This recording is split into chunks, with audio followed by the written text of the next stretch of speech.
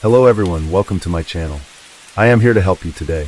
I know you use this video to fall asleep, so before that, like the video and subscribe to the channel. Also, where are you from and what time are you watching? Now get comfortable and relax. Case 1. She was used to being in the spotlight. Millions knew her name. Her image was instantly recognizable, and her life played out for the world to see.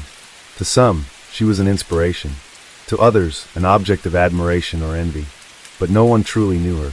No one saw what was hidden behind the perfect picture.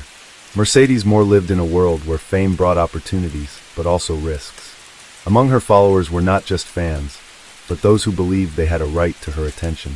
One of them was convinced he knew her better than anyone. One of them decided their meeting was inevitable. Now her phone was silent. Messages remained unread. From the outside, everything looked the same, but inside, a nightmare was unfolding. Janae Gagné was born in 1987 in Los Angeles to Mark and Janetta Gagné. Her parents were known for their discipline and structure, traits shaped by their military background. They met while serving in the armed forces, but after getting married, they decided to leave that life behind and focus on building a business. Their ultimate goal was to open a restaurant, which later became their life's work. Janae was the eldest child, and in time, she became the older sister to two younger girls. She maintained a warm and trusting relationship with them. Her parents raised their daughters in an environment of discipline, but without excessive strictness. They instilled a sense of responsibility, while also encouraging independence and initiative. This approach shaped Janae's entrepreneurial mindset from a young age. From early childhood, she was energetic, curious, and had an easy way with people. Her outgoing nature kept her in the center of attention, and her natural charm and confidence made her popular among her peers. She was persistent. Once she set her mind on something, she wouldn't stop until she achieved it. At 12, Janae found a way to earn her own money. She set up a small makeshift studio for braiding hair in the garage of her family's home. At first, her clients were just friends and classmates, but soon word spread through the neighborhood. Before long, women lined up in the evenings, eager to get her signature braids. This small business gave Janae her first taste of financial independence, but her carefree childhood came to an abrupt end when she turned 14. Her parents decided to separate, and the divorce was anything but smooth. Conflicts and arguments followed, leaving a lasting impact on Janae. In the end, her father moved to Texas, a decision that shook her to her core. She remained in Los Angeles with her mother and sisters, but now her life was split between two worlds. Part of her time was spent with her mother, the other with her father, regularly traveling back and forth between states. This period had a profound impact on her personality. She became more short-tempered, withdrawn, and sharp in her responses. Her school performance declined, and tensions with her mother escalated. To her parents, it seemed like typical teenage rebellion, but in reality, Janae was struggling to cope with the breakdown of her family. Over time, the strain in her relationship with her parents began to ease. As she grew older, Janae was able to accept the situation and establish a new dynamic with both her mother and father.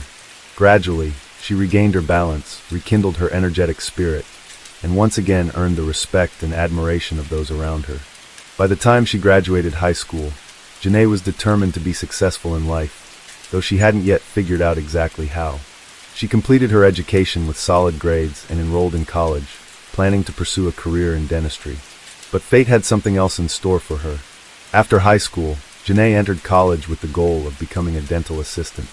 At the time, she saw it as a stable and reliable career path that would allow her to support herself and build a secure future.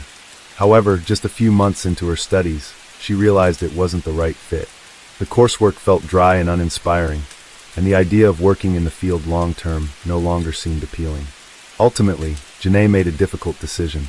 She dropped out of college despite her parents' objections. Her choice came as a shock to them.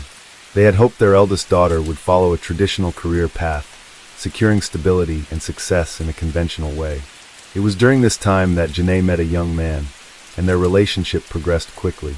He suggested they move to Las Vegas, assuring her that the city offered more opportunities for them to build an independent life and achieve financial freedom. Excited by the prospect of a fresh start, she agreed. Relocating to a new city turned out to be a major challenge. Las Vegas, a place that never sleeps, was filled with possibilities, but also demanded financial security and a clear survival strategy. Without a degree or work experience, finding a reliable source of income was no easy task. Janae explored different options, but most offered low pay and grueling hours with little room for advancement. One day, through acquaintances, she learned about an opportunity to work at a nightclub. What caught her attention was the potential to earn significantly more than in traditional jobs that didn't require a college degree.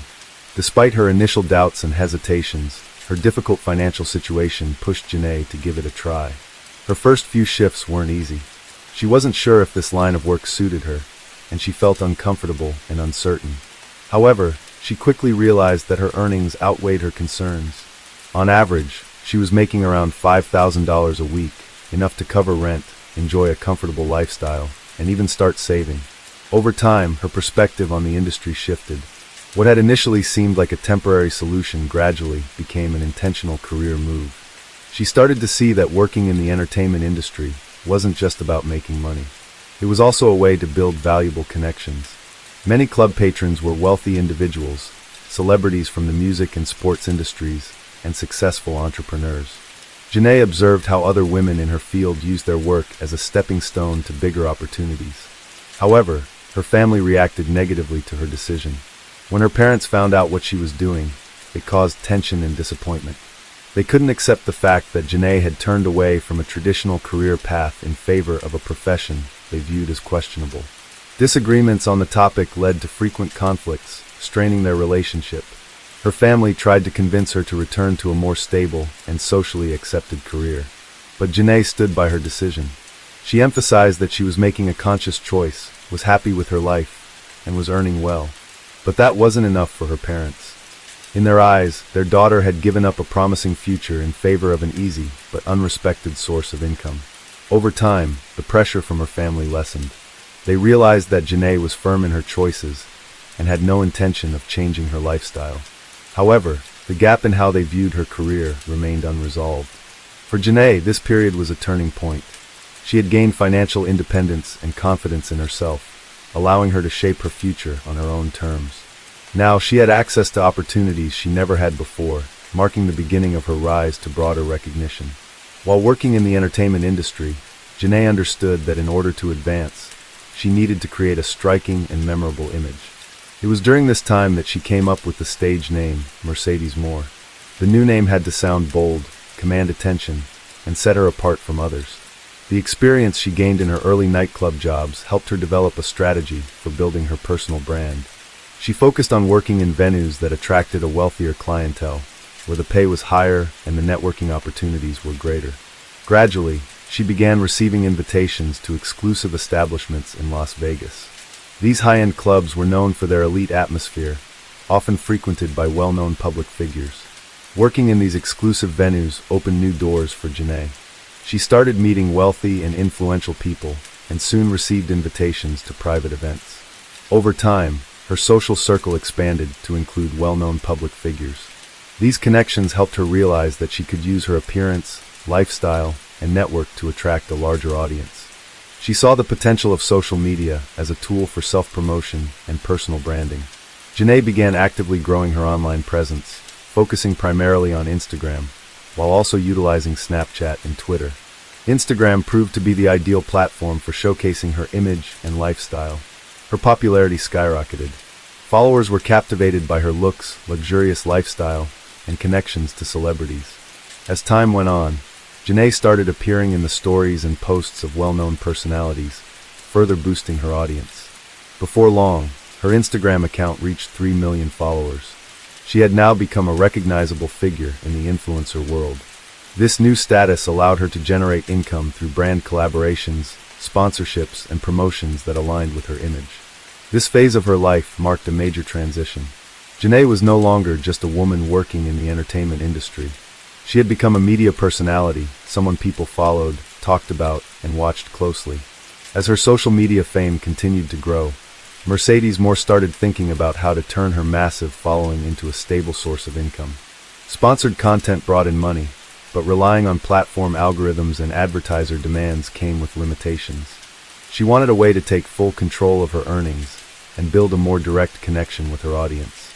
During this time, she took notice of OnlyFans, a platform that allowed content creators to sell exclusive material to subscribers for a monthly fee. Mercedes saw how many models and influencers were achieving financial success on the site and decided to give it a try. After setting up her account, she immediately started promoting it to her followers. Those interested in exclusive content flocked to her page, and within a short period, her subscriber count skyrocketed. In just a few months, she had thousands of paying followers and her earnings exceeded all expectations. Unlike brand deals that depended on outside companies, OnlyFans provided Janae with a stable and predictable income. She was no longer tied to late-night shifts at clubs and could work on her own terms. Financial independence allowed her to make decisions that once seemed out of reach. As her earnings grew, Janae was able to completely step away from the entertainment industry. Her primary source of income was now online. She created content, managed her social media presence, and built her personal brand. Leaving the club scene was a conscious and significant decision for her. She no longer wanted to depend on clients, rigid schedules, or the demands of a nightlife-driven career. This newfound stability also had a positive impact on her personal life. Around this time, she began a relationship with a man who was not involved in show business or the entertainment world. He preferred to stay out of the public eye, and their relationship developed away from media attention and fan speculation. Those close to Mercedes noted that she seemed calmer and more self-assured. She could now afford to live in a private, upscale community, travel freely, and pursue projects that genuinely excited her. She had plans to launch her own clothing line and expand her personal brand. On the surface, this chapter of her life appeared to be her most successful. Financial independence, personal happiness, and a thriving social media career. However, as her popularity grew, so did unforeseen dangers that she had underestimated. Among her millions of followers were not just devoted fans, but also individuals whose unhealthy obsession could lead to serious consequences. The first warning signs came when personal details started appearing in the comments under her posts. Strangers mentioned neighborhoods where she lived and listed places she frequently visited. At first, it seemed like a coincidence, but soon, things spiraled out of control. One user went as far as publicly posting her home address. This quickly became a serious problem. Soon after, messages containing threats, inappropriate requests, and persistent demands for meetings began flooding her inbox. And then, strangers started showing up at her house. Some arrived with gifts, hoping to get her attention. Others simply stood outside her gates, waiting for a glimpse of her. In some instances, people even rang her doorbell, asking to be let in. Initially, she dismissed these incidents as isolated events, but the situation kept escalating. Unknown individuals began lurking near her residence, waiting by her parking area, and following her movements. She started noticing the same cars parked nearby at different times of the day. Her lifestyle changed. She started going out less and became more cautious with her social media posts. Janae no longer tagged her location, avoided showing details of her home's interior, and took extra steps to prevent anyone from figuring out where she lived. The sense of security she once had was gone. Now, every knock at the door made her anxious, and unexpected noises put her on edge. At some point, Janae realized she couldn't continue living this way. She made the decision to move to a gated community in Houston. It seemed like the safest option. Secured entry, surveillance cameras, and on-site security. Her new home was supposed to be her sanctuary, a place where no one could reach her without permission. It felt like this step would finally put an end to the unwanted attention. But even the highest fences couldn't protect her from what was about to happen. While Mercedes Moore was enjoying her success, someone was watching her from a distance. Someone she had never met and didn't even know existed. His name was Kevin Accordo. He lived in Florida, led what seemed to be a normal life, had no criminal history, held a job, and appeared to be just like millions of other people. But at some point, something in his mind shifted. Kevin became obsessed with Mercedes. He followed her every move through social media. Each new photo, every post, only deepened his fixation. She had no idea who he was just another follower among millions. But to him, she was the center of his world. Over time, his obsession turned into an unhealthy fixation. Kevin convinced himself that there was a special connection between them, even though they had never interacted. He studied her updates, analyzed her lifestyle, took note of the places she visited, and paid close attention to the people in her circle. At some point, watching from a distance was no longer enough. He decided he had to meet her. Kevin started looking for ways to find out where Mercedes lived, even though she was careful not to share her exact location. Small details in her posts gave him clues. He examined the backgrounds of her photos, compared interior elements to real estate listings, and combed through comments from followers, all in an attempt to pinpoint her address. The turning point came with one of her final posts. In the picture, a small detail, her front door, was visible. That was all Kevin needed. From this image, he was able to pinpoint the neighborhood, and when a follower casually mentioned the name of the residential complex, he had his answer. Now he knew exactly where to find her. Without hesitation, he got into his car and began the long drive to Texas. It was a journey spanning thousands of miles. He crossed multiple states, spending days on the road, but none of that mattered to him. He was convinced that this meeting would change everything. When Kevin Accordo arrived in Houston, his main goal was to get inside the gated community where Mercedes Moore lived. The area was secured with controlled access and on-site security. However, he managed to bypass these protections. According to law enforcement, he may have slipped in behind a resident's vehicle as they entered the complex or posed as a delivery driver to avoid suspicion. Surveillance footage captured him several times walking near her home, suggesting he was surveying the area before making his move. There were no signs of forced entry. The windows remained intact, the door was undamaged, leading investigators to believe that he may have waited for Mercedes at the entrance and forced his way in as she opened the door. Another possibility was that he had learned of a scheduled package delivery and used it as an excuse to get her to open up. Once he was inside, the situation took a deadly turn. The attack was swift and violent. The evidence suggested that Mercedes fought back with everything she had. Bloodstains on the walls, floor, and furniture painted a picture of a desperate struggle. She resisted until the very end, but Kevin had the physical advantage. Her injuries told the story of a brutal assault. Bruises and deep marks covered her body, indicating a sustained and aggressive attack. The trauma suggested that she had suffered severe blows to the head. There was no firearm found at the scene, but authorities determined that the cause of death was asphyxiation. Kevin had likely grabbed her by the neck and refused to let go until she stopped moving. After committing the crime, he did not leave. He stayed inside the apartment for 3 days. For 72 hours, he lived in the home of the person he had taken from this world. He slept in Mercedes' bed, ate from her refrigerator, and used her personal belongings. His fingerprints were everywhere. His presence was imprinted in every room. During those 3 days, he also left writings on the walls, mirrors, and doors. They were scribbled in red lipstick, a collection of disjointed phrases. Some expressed regret, others hinted at betrayal, and there were cryptic messages about Mercedes allegedly wearing another man's ring. Investigators believed this either pointed to a severe mental breakdown or an overwhelming sense of injustice that he felt. No one raised the alarm at first because Mercedes' family was in another city. Concern only arose when she stopped responding to calls and messages. That was when her father, Mark Gagney, made the decision to check on her in person. Arriving at her home on the evening of August 29th, he immediately sensed that something was wrong. Her car was still in the garage, meaning she hadn't left the complex. He walked up to the front door, rang the doorbell, and knocked. No answer. Peering through the windows, he saw that the curtains were drawn, and there was no sign of movement inside. Mark knocked again, this time louder, another ring of the doorbell. Silence. He tried the doorknob, but the door was locked. Stepping back, he braced himself and threw his weight against it. It didn't budge at first, but on the second attempt, the lock gave way, and the door swung open. A strong, suffocating odor hit him instantly.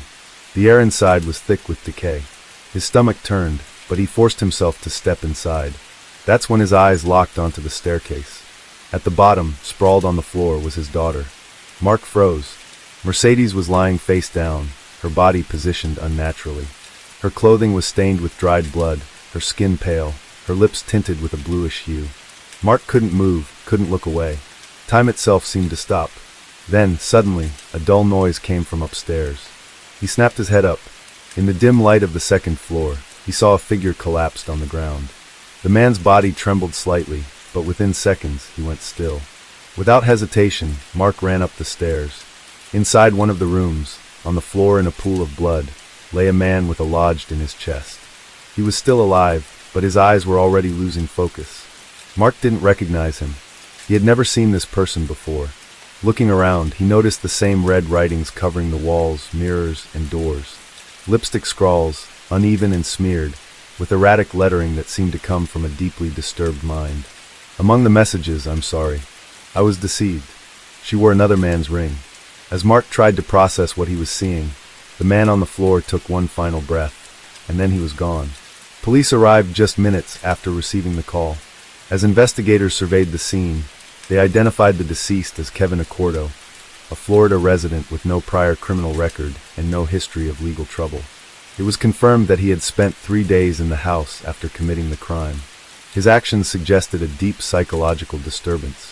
He made no attempt to clean up the crime scene. He didn't try to escape. He simply waited. When the door opened and Mercedes' father stepped inside, Accordo realized his time was up. Knowing there was no way out, he grabbed a knife and inflicted a fatal wound to his own chest.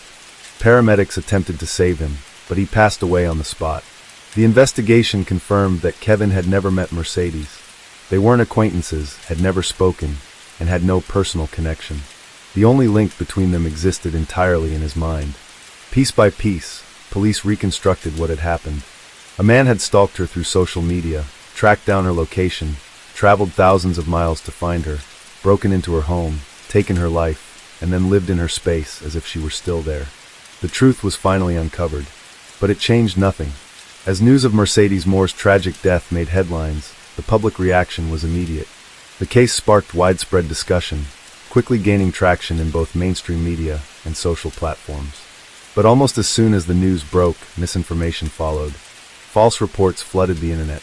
Some sources claimed her passing was due to an overdose of prohibited substances, while others stated she had died from COVID-19. Speculative articles circulated rumors about her health, suggesting she had a serious illness, and that complications had led to her death. Then came an even more bizarre theory, one that alleged Mercedes had lost her life during an intimate encounter. This rumor gained traction after unverified claims surfaced about how her body had been found. None of these rumors were based on fact. Official sources quickly dismissed the false narratives, confirming that her death was a result of a premeditated crime linked to stalking. With the full picture now clear, law enforcement had no further doubts. The perpetrator was gone. There would be no trial, no legal proceedings, and no sentence. Kevin Accordo had evaded justice by taking his own life, leaving Mercedes' family with an overwhelming sense of unfairness. For her loved ones, it meant that no one would be held accountable. There would be no conviction, no punishment that could bring even a fraction of closure. All that remained were scattered pieces of evidence, signs of struggle, the cryptic writings on the walls, and questions that would never be answered. Her family was devastated. Mark Gagne, her father, was the first to see her lifeless body. The trauma of that moment never left him. He spoke openly about how his mind constantly replayed that night, walking into his daughter's home and finding her gone. Her younger sisters lost more than a sibling. They lost their guiding figure, the person they looked up to. Her mother struggled to cope, crushed by the weight of what had happened. Despite their grief, the family made a decision. They would do everything they could to keep Mercedes' memory alive. Her father took to the media, speaking out about the dangers of stalking and the need for influencers to take their safety seriously. He wanted his daughter's story to serve as a warning to others. Case 2. The way children react to witnessing a serious crime can vary greatly depending on their age. Such traumatic events often lead to a range of psychological consequences, including withdrawal, heightened anxiety, aggression, or complete emotional shutdown.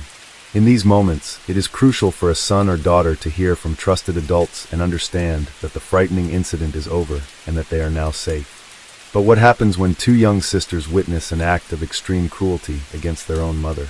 The case of Tiffany James, a young mother raising several children, sounds like something out of a horror movie, except it happened in real life, shaking the quiet town of Brandon, Florida to its core. Tiffany Joanna James was born on August 18, 1980, in Tampa, Florida. She was the only child of Rosalind James and Turner Humphrey. Her parents were never officially married and separated shortly after her birth. Her father moved to another state, started a new family, and showed little interest in his firstborn daughter. Many years later, as an adult, Tiffany took the initiative to find him. They talked, and she reassured him that she held no resentment or hard feelings, expressing a desire to stay in touch. Through this reunion, Tiffany met her half-siblings and their families. They quickly bonded, forming warm and supportive relationships. As for Rosalind, she focused on her personal life and left Tiffany in the care of her own parents. Despite having both biological parents, Tiffany was effectively raised by her grandparents. Her mother visited occasionally, but did not take an active role in her upbringing. Instead, it was her aunts, Barbara and Vicky, and her grandmother, Bua, who took on the responsibility. They made sure Tiffany attended preschool and school, encouraged her achievements, and supported her in every way possible. Tiffany was a bright student with a passion for literature and a natural, creative flair. She dreamed of opening her own beauty salon one day, aiming to become the best in the industry in her city. She was social, well-liked, and effortlessly stylish. With her striking looks and confidence, she always drew attention, and young men found her irresistible. During high school, Tiffany began dating a boy named Derek Andrews. He was just a year older than her, but at the time, both believed their love would last forever. In her senior year, Tiffany became pregnant. On July 26, 1998, she gave birth to their first child. A baby boy they named Derek Jr. Her plans for college had to be put on hold as she devoted herself fully to motherhood. Derek Sr. worked odd jobs to support the family, while the James family stepped in to help the young parents as much as they could. In August 2002, 4-year-old Derek Jr. became a big brother. The couple welcomed another son, naming him Darren after his paternal grandfather. By this time, Tiffany and Derek Sr. were living together in a small rented apartment. Money was always tight, but they remained hopeful for the future and dreamed of building a stable life together. However, a couple of years later, their romantic feelings faded, and they decided to part ways amicably. The boys remained with Tiffany, while Derek Sr. provided support and made an effort to spend as much time with them as possible. He eventually started a new relationship, but remained actively involved in his sons' lives, determined to be the best father he could be for Derek Jr. and Darren. Now a single mother with 2 young sons, Tiffany started thinking seriously about her future. She wanted a career that would allow her to provide for her family independently. Having never pursued further education after high school, she was eager to change that. She enrolled in a medical college, hoping to become a cosmetic specialist. Her ultimate goal was to open her own practice, or even an entire clinic, where she could turn her passion into a successful business. While studying, Tiffany moved back into her grandparents' home, since managing both tuition and rent was too much of a financial burden. Her family also stepped in to help care for her sons whenever she was at work or in class. After completing her education, the young mother secured a job at a prestigious private clinic, working as an assistant to a well-known doctor. She was earning a steady income and steadily advancing in her career. For a while, it seemed like everything was finally falling into place. However, Tiffany deeply missed having a strong, supportive partner, someone she could rely on during tough times. In early 2007, Tiffany met a man named Daryl Williams by chance. He was 14 years older than her and already had 3 grown children from a previous relationship. Despite the significant age difference, it didn't stand in the way of their romance. If anything, Tiffany saw him as a mature and reliable man who was truly ready for a committed relationship. Their relationship progressed quickly, and before long, 27-year-old Tiffany found out she was pregnant again. The news came as a complete surprise to both of them. Nevertheless, they were happy, and Daryl immediately proposed. Tiffany gladly accepted, but there was another unexpected twist. During a routine checkup, she discovered she was expecting twins. In March 2008, Tiffany gave birth to twin girls, whom she named Diamond and Dania. This joyful milestone brought a new sense of excitement into her life. She devoted herself entirely to her family, spending every free moment with them. She loved taking her children to events, exploring new activities together, and creating special memories. Tiffany also had a passion for dressing up her daughters, often styling them in coordinating outfits that made them look like they had stepped straight out of a fashion magazine. Her older sons were active in sports, participating in baseball, track, and swimming, while the twins were enrolled in dance classes and rhythmic gymnastics from an early age. As the years passed, the children grew, but Tiffany and Daryl never officially married. Over time, their relationship began to unravel. They drifted apart and struggled to understand each other. Tiffany soon realized that Daryl was not the person she had once believed him to be. Their relationship finally came to an end when she discovered that he had been unfaithful. Without hesitation, she packed up, took her children, and left. After separating from Daryl, Tiffany moved with her family to the peaceful town of Brandon, Florida. The community was known for its excellent infrastructure, low crime rates, and affordable housing, seemingly the perfect place to raise a family and start anew. Determined to build a stable future, Tiffany completed a hairstyling program and secured a job at one of the best salons in town. She quickly gained a loyal clientele and became known for her talent and creativity. With big dreams of one day opening her own salon, she began scouting potential locations to rent. Her skill, ambition, and growing reputation made her one of the most sought-after stylists in the area, setting the stage for a promising career ahead. The single mother of four moved into a spacious rental apartment in a newly built residential complex, located in one of the best neighborhoods in town. Nearby were a school, a dance studio, and a large sports center, everything she needed to provide her family with a comfortable and fulfilling life. By 2012, her sons had grown more independent and often helped care for their younger sisters. Around this time, Tiffany decided to reconnect with her father and her half-siblings. She traveled to Alabama to find them, and from that moment on, their family bonds were restored. They kept in touch regularly, visited each other for holidays, and their children quickly became close. Life was coming together. Her finances had stabilized, she was surrounded by loved ones, and she felt secure in the future. Yet despite all of this, Tiffany, a young, ambitious, and attractive woman, longed for romance. She still believed in love and hoped to meet a man who would not only love her, but also embrace her family as his own. A man with whom she could build a strong, happy home. In 2014, Tiffany launched her own small business, which she was successfully growing. That same year, at 34 years old, she reconnected with a man named Ben, someone she had known in her youth but hadn't seen in nearly 15 years. Their unexpected meeting at a shopping mall marked the beginning of something special, though at first they kept their relationship private. Ben was also a single parent, recently settled in Brandon with his 2 young children. At first, he and Tiffany met as friends, sharing coffee and deep conversations, but when he finally confessed his feelings for her, Tiffany felt like the happiest woman in the world and admitted she felt the same. Their relationship blossomed, and their families fully supported their union. Tiffany was on cloud 9, eager to cherish this new happiness without rushing things. She kept their romance low-key, sharing details only with her closest friends and family. She didn't post pictures of them together on social media, but she was gradually preparing for a big change. They had decided to move in together and create a home as one family. On October 1st, 2015, Tiffany shared a mysterious yet romantic post on her personal social media page. It was a photo of 2 intertwined hands, one male, one female, both wearing wedding bands, with a Bible in the background. The caption read simply, "Yes." With this post, she hinted at her engagement, but chose to keep her fiancé's identity a secret for now. Tiffany and her family always went all out for Halloween. She and the kids planned their costumes in advance, carved pumpkins into glowing lanterns, and then ventured out to collect treats from their neighbors.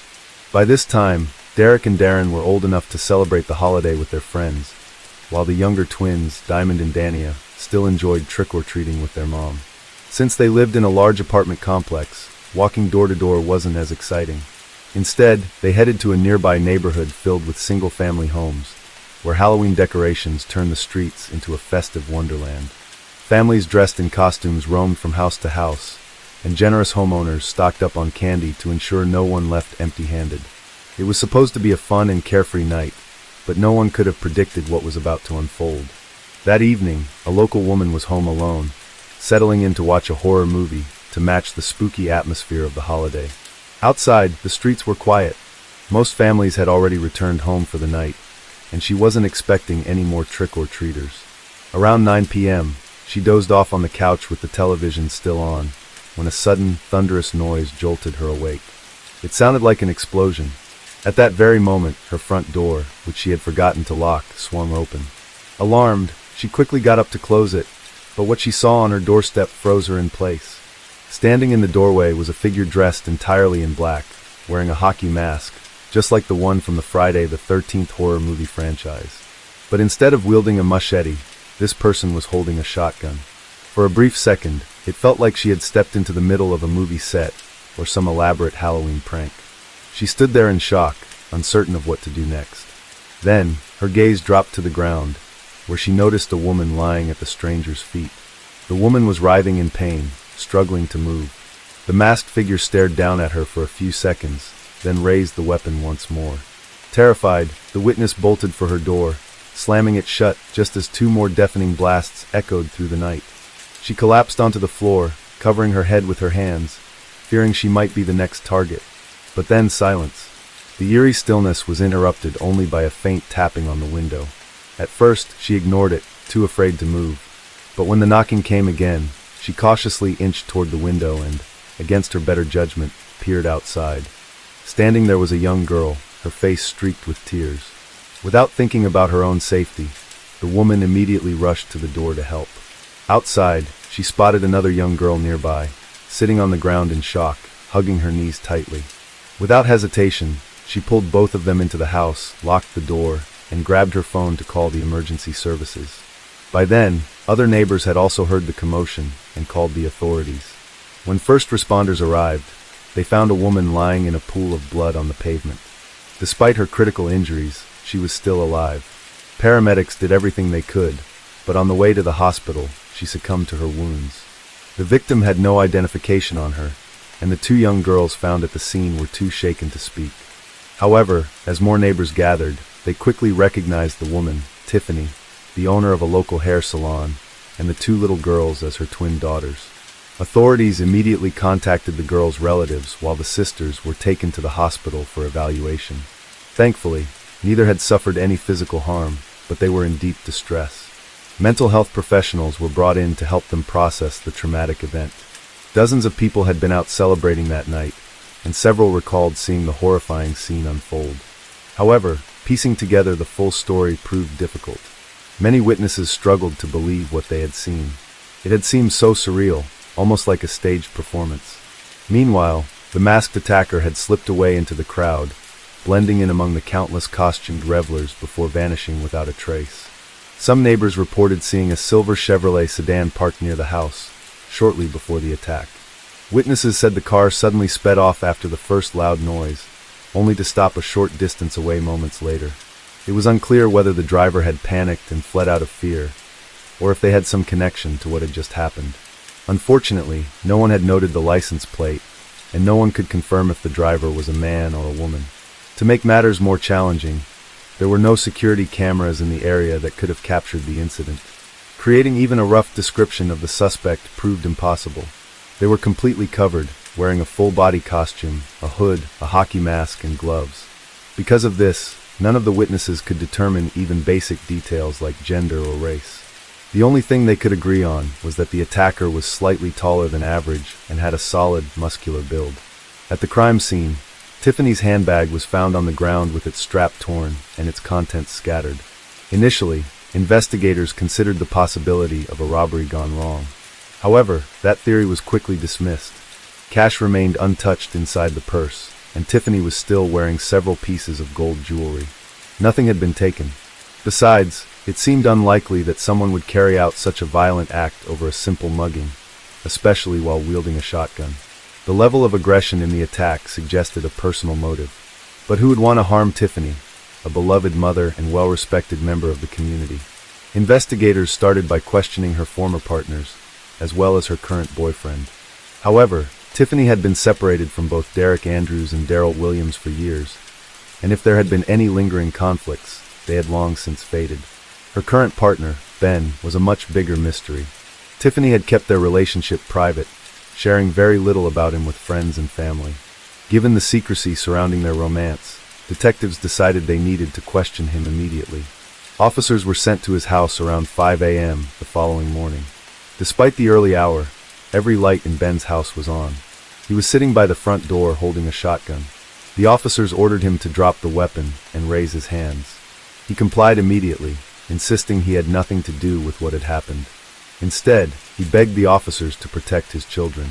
Ben explained that he had found out about the crime hours earlier and had been terrified that the attacker might come for him next.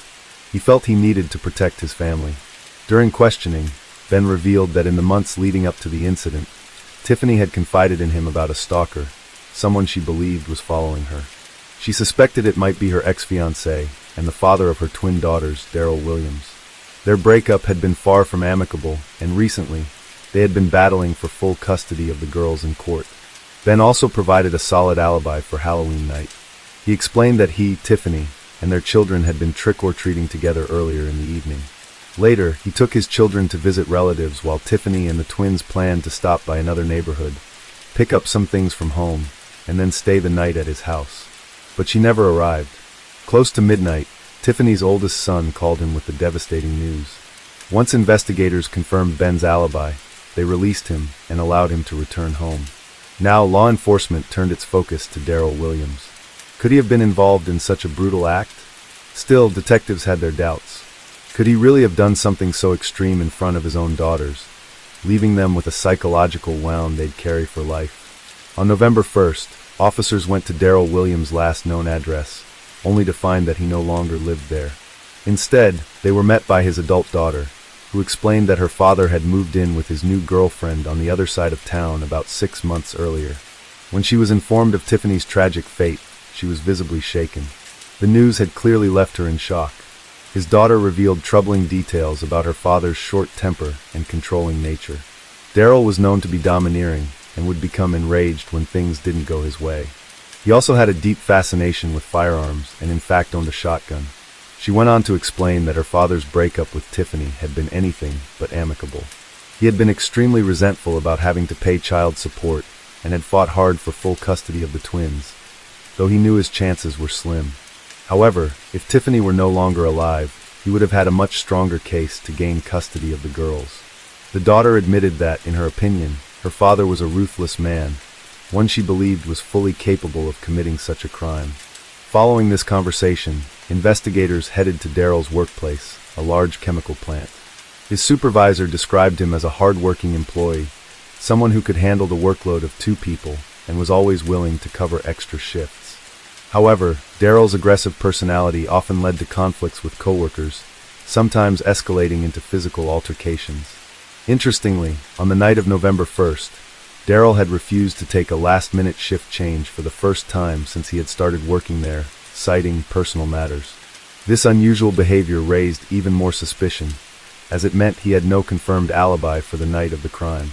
Detectives then made their way to the home of Daryl's new girlfriend, a woman named Rosalind. Parked in the driveway was a silver Chevrolet sedan, matching the description of the car seen near the crime scene. When Rosalind opened the door and saw the officers, she became visibly anxious. However, once she learned why they were there, she insisted that Daryl had been with her the entire night and had never left the house. With no physical evidence to detain Daryl, investigators decided to speak with the most important witnesses, Tiffany's daughters. The girls were still in deep shock. Dania barely spoke, suffered from nightmares, and refused to sleep without the lights on. Diamond seemed to be coping better, but whenever the conversation turned to that terrible night, she would break down in tears and shut down. A skilled psychologist was brought in to gently guide the sisters through their trauma, and eventually, they began to open up. The girls revealed that while visiting their father, they had frequently seen a mysterious man come by and hand Daryl folders filled with paperwork. One day, after their father had stepped out, their curiosity got the better of them. They peeked inside the folders and were stunned to find photographs of their home, their mother in different locations around town, and even pictures of Ben's house. It became clear that Daryl had hired a private investigator to track Tiffany. Even more damning was the fact that just 2 days before Tiffany's death, she had won full custody of the twins in court, forcing Daryl to pay child support, something he had been adamantly against. With this new information, police obtained a warrant for Daryl's arrest. Given Daryl's known history with firearms and the likelihood that he would resist arrest, officers decided to apprehend him at work, where security measures were strict, reducing the risk of an armed confrontation. When the officers arrived, Daryl was visibly stunned. He didn't resist, silently allowing them to place him in handcuffs. His only request was to speak with a lawyer. Initially, both he and Rosalind denied any involvement. However, when investigators checked their phone records, GPS data revealed that both had been near the crime scene that night. The first to break was Rosalind. In exchange for a reduced sentence, she agreed to testify against Daryl. According to her, she hadn't known exactly what he planned to do. She had simply driven him to the location and waited in the car. When the first loud noise rang out, Rosalind panicked and hit the gas, but after a few seconds she slowed down. allowing Daryl to jump into the car before they sped away. She insisted that the only reason she later gave him an alibi was because she feared for her own life. Daryl Williams was charged with first-degree homicide, a crime that carried the possibility of the death penalty. Desperate to avoid the harshest sentence, he did everything he could to shift the blame. When he learned that Rosalind had testified against him, he tried to turn the tables, claiming that she had been having an affair with his adult son, and that the two of them had conspired behind his back to frame him.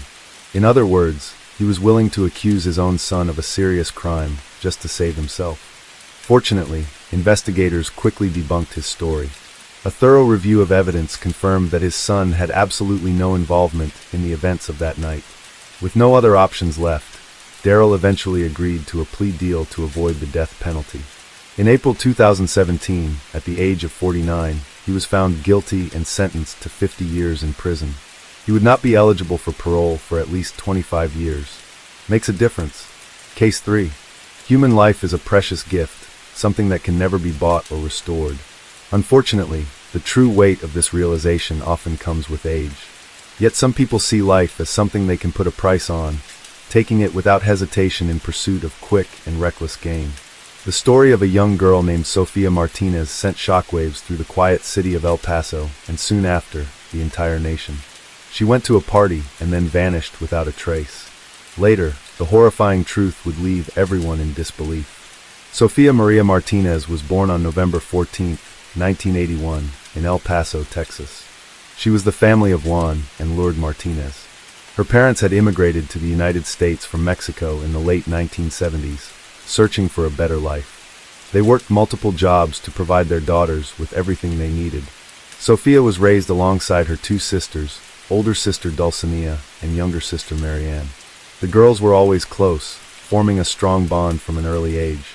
When Sofia turned 12, tensions in the family became apparent, and in 1995, her parents divorced. The sisters stayed with their mother, who later remarried a successful man named Iladio Lucio, and had 2 sons with him.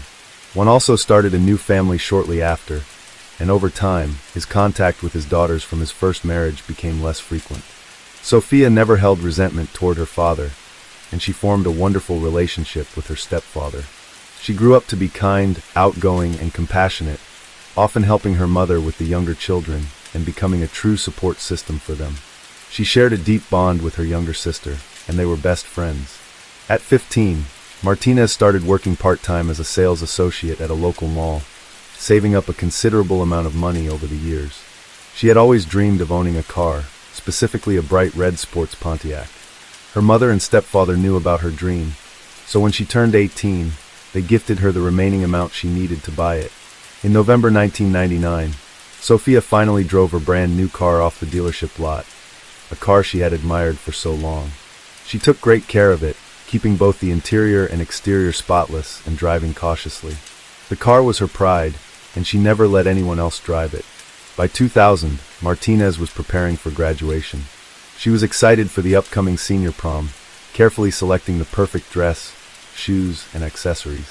She and her sister spent weekends shopping, trying on different outfits, planning hairstyles, and choosing the right makeup for the big night. In February, senior yearbook photos were taken, where students posed in traditional graduation caps and gowns. Sofia was beaming with happiness, eagerly looking forward to starting college. She had already set her sights on continuing her education at the prestigious University of Texas, where she planned to major in history with the goal of becoming a teacher. But tragically, her dreams would never come true. Sofia had always been surrounded by friends, but she had never been in a serious relationship. She prioritized school and work over dating, and while she occasionally accepted invitations from young men interested in her, none of those encounters turned into anything meaningful.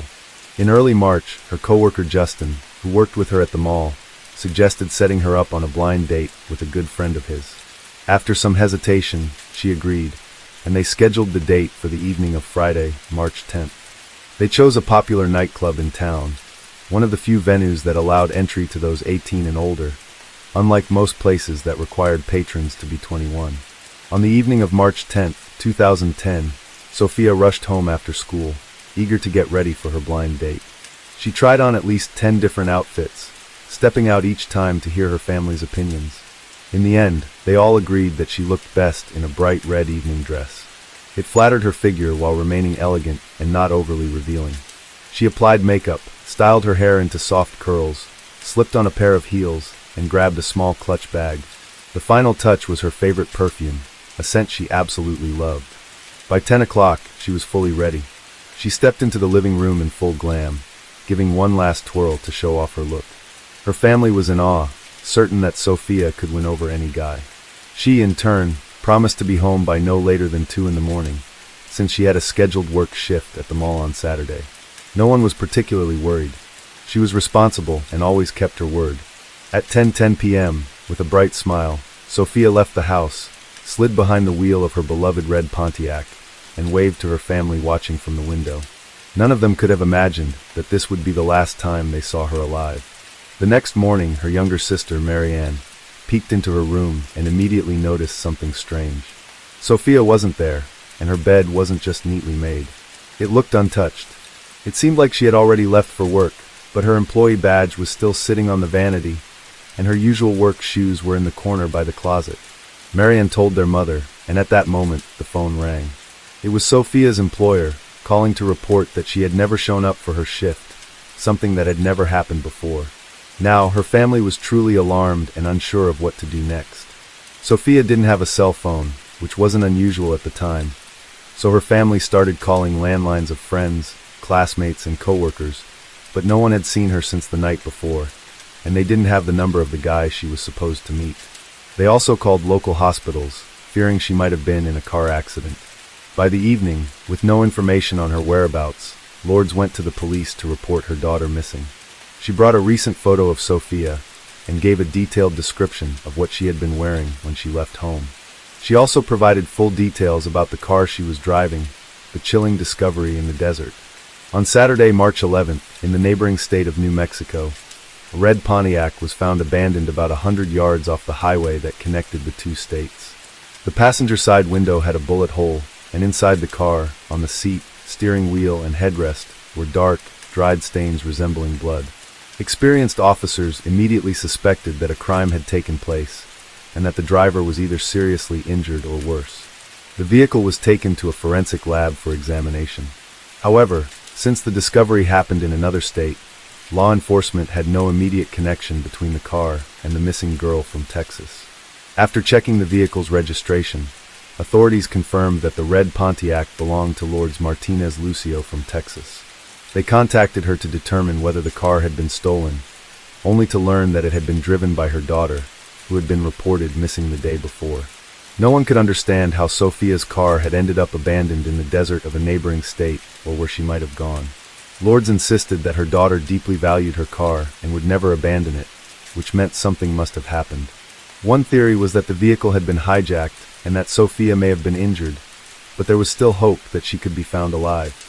However, with no immediate leads, law enforcement was left uncertain about where to even begin their search. The next day, on Sunday, March 12th, a group of teenagers walking near the outskirts of El Paso noticed something bright in the desert and decided to take a closer look. As they approached, they discovered the lifeless body of a young woman in a red evening dress. They immediately ran home to inform their parents, who then contacted the police. Within an hour, forensic investigators arrived at the scene. Officers found the young woman lying on her back, her face so badly disfigured that she was unrecognizable. Her dress was soaked in blood and covered in sand. Although no identification was found, police were nearly certain that they had just discovered the body of the missing girl from 2 days earlier. When the Martinez family was notified that a body had been found in the desert, Lourdes refused to believe it. She was convinced that there had been a mistake, that her daughter was still alive. But all doubts vanished when detectives showed her a photograph that had been recovered from the victim's bra, a picture of Sophia holding her youngest brother. Sophia was known to carry photos of her younger siblings in her wallet, but in her final moments, she had placed one close to her heart. Autopsy results and search for evidence. The autopsy revealed that the cause of death was multiple gunshot wounds to the head. She had been shot 5 times in the face, with one bullet passing through, and later being recovered from the sand at the crime scene. The extent of the injuries left her with no chance of survival. In addition to the gunshot wounds, the body showed clear signs of a struggle, severe bruising, and further evidence of physical aggression. The inner surfaces of her thighs were covered in abrasions and bruises, and forensic examination confirmed internal injuries consistent with an assault. DNA analysis also uncovered biological evidence. Defensive wounds on her hands indicated that she had fought desperately for her life, but she had been overpowered. None of her personal belongings were found with her, except for the photograph tucked inside her clothing. Due to the extent of the injuries, DNA testing was required to confirm her identity, as even dental records were of no use. Toxicology reports later confirmed that she had no substances in her system at the time of her death. Near the body, investigators discovered multiple shoe prints, most of them blurred, but one clear impression allowed forensic analysts to determine the size and tread pattern of the sole. Inside the car, authorities found no fingerprints except those belonging to Sophia herself. Her purse was also recovered from the vehicle, but her license, keys, and cash had been taken by the perpetrator. The Martinez family was advised to change their door locks and install a security system, as Sophia's killer had access to her home address from her identification and possessed her keys. Her loved ones followed the recommendations, but they lived in fear, knowing that the person responsible for her death could still be out there and might target someone else. DNA samples obtained from the biological evidence left behind by the attacker were uploaded into the National Criminal Database, but no matches were found. This suggested that the perpetrator had no prior record, making the investigation even more challenging. Authorities also considered the possibility that the suspect was a transient offender, someone who had illegally crossed the border from Mexico, committed the crime, and then fled back, making it even harder to track him down. The first suspects and a crucial lead when investigators learned that Sophia had gone on a blind date the night she disappeared. Arranged by a coworker, they immediately sought to question both men involved. Since her family didn't have their contact information, officers went to her workplace at the mall. Justin, the coworker who had set up the date, was on shift that day and agreed to go to the station for questioning. The second man, Marcus, was also brought in for an interview. He explained that he agreed to meet Sophia at the club, but that she never showed up. The two men had waited for her until around midnight before leaving. Justin only found out that Sophia had gone missing the next day when she didn't show up for work. Both men willingly took polygraph tests to verify their statements, provided DNA samples, and handed over the shoes they had worn that night. The results showed no connection to the crime. Their alibis were solid, as dozens of people had seen them at the club. During a more thorough inspection of Sophia's car, officers found a crumpled ATM receipt that had fallen under the driver's seat. The timestamp showed that at 10:23 p.m., she had withdrawn $20 from an ATM just a few blocks from her home. This became a significant lead because the area had surveillance cameras at the ATM and on surrounding buildings. The final moments caught on camera. Investigators reviewed footage from all available cameras, and what they saw was shocking. The crime had been captured from multiple angles, allowing authorities to piece together what had happened. At 10:22 p.m., a red Pontiac pulled up to the ATM. The driver's side window rolled down, and a young woman withdrew $20 from her account. The footage clearly showed that she was alone in the car. After taking the cash, Sophia lingered for a moment, using her compact mirror to touch up her lipstick. At that moment, a figure dressed entirely in black with a hood pulled over his head crept up behind the car. Sophia didn't notice him until he was already at her window. Without hesitation, he pulled out a firearm and shot her in the head. But he hadn't intended to end her life, only to wound and intimidate her. The bullet grazed her cheek, clipped her nose, and exited through the passenger side window. A moment later, the injured Sophia, holding a tissue to her bleeding face, withdrew an additional $200 from her account. The car then began to pull away from the ATM, with the assailant now inside, holding the weapon to the back of her head. Within seconds, the vehicle disappeared from the camera's view, and what happened next remained unknown. It's important to remember that this occurred in the early 2000s, when surveillance camera quality was far from what it is today. The footage was grainy and lacked detail, making it impossible to create a composite sketch of the suspect. All that could be determined was that the attacker was a white male of average height and slim build, possibly with facial hair. This information, along with clips of the attack, was broadcast on local television, warning residents of the danger and asking anyone who recognized the suspect to come forward. A long and frustrating investigation. Following the news segment, Police received dozens of calls, but none provided any useful leads. As time passed, the investigation stalled, no new evidence emerged, and authorities were left with more questions than answers.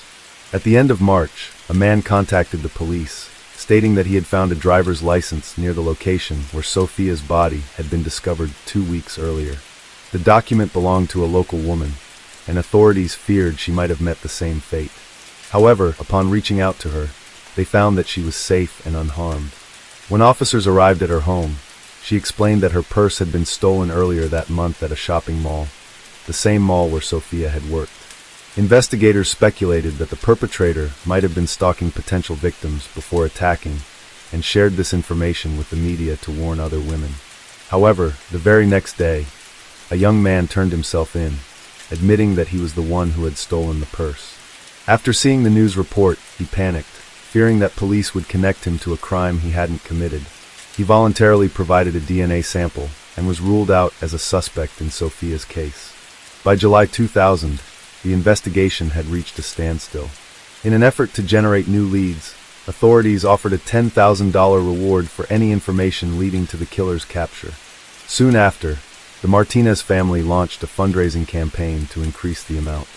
Their efforts were supported not only by friends and concerned citizens, but also by local organizations. By August, the reward had grown to $55,000. Despite these efforts, 6 months had passed since the tragedy, and no new leads had emerged. Even a feature on America's Most Wanted failed to produce any significant breakthroughs, a sudden twist, and the first real lead. On September 30th, 2000, a young woman called the police, claiming she knew who had taken Sophia's life and was willing to provide details in exchange for the reward money. While false tipsters seeking financial gain had come forward before, this time the witness claimed to have physical evidence. The caller was Heather Napawaski, a 20-year-old mother of 2. According to her, the crime had been committed by her boyfriend, Michael Jacques, and their mutual friend, William Berkeley. As proof, she handed over a severely burned driver's license belonging to Sophia Martinez. Heather stated that she had been too afraid to speak out earlier, fearing retaliation, but with Michael recently incarcerated and no way to support her children, she had decided to come forward, both to help the investigation and to secure the reward. Heather told detectives that in early March she had been hospitalized due to kidney complications. At the time, William was temporarily staying with her and Michael. All three were unemployed and struggling financially. On March 10th, William visited the hospital and pulled Michael aside for a private conversation.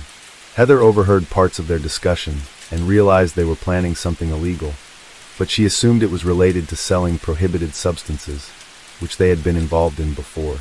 She didn't question them further.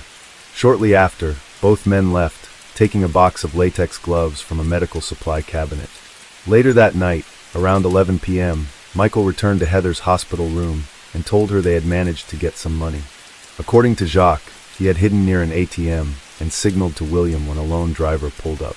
Once the money was withdrawn, William allegedly approached the vehicle, threatened the driver with a firearm, took the cash, and ordered them to step out of the car. He then got behind the wheel and drove off. Even at this point, detectives knew this version of events didn't align with the actual crime, but for now they let Heather continue her story. After midnight, a nurse entered the hospital room and told Michael that someone was waiting for him downstairs. It was William who said they needed to get rid of the car.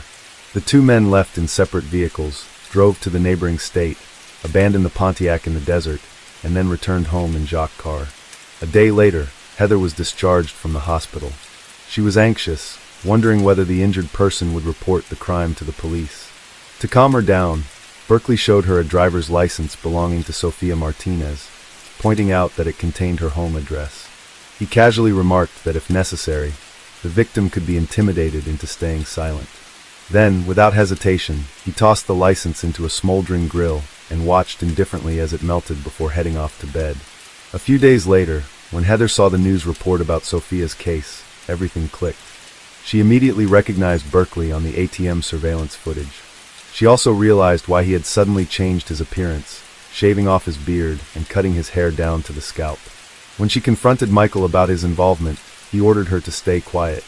Heather retrieved the burned license from the grill and kept it hidden. She also noticed that Michael had a set of car keys with a Pontiac logo keychain, though she didn't know what became of them. In August, Berkeley moved out of their home, and in September, Michael was arrested on charges related to distributing prohibited substances. Only then, feeling safer, Heather decided to tell the truth and make some money in the process. Following Heather's statement, investigators immediately brought in 23-year-old Michael Jacques for questioning. Surprisingly, he didn't deny involvement and agreed to share his side of the story. According to him, he had nothing to do with Sophia's death, but admitted to helping his friend cover up the crime. Michael stated that both he and William were desperate for cash and decided to rob someone at an ATM.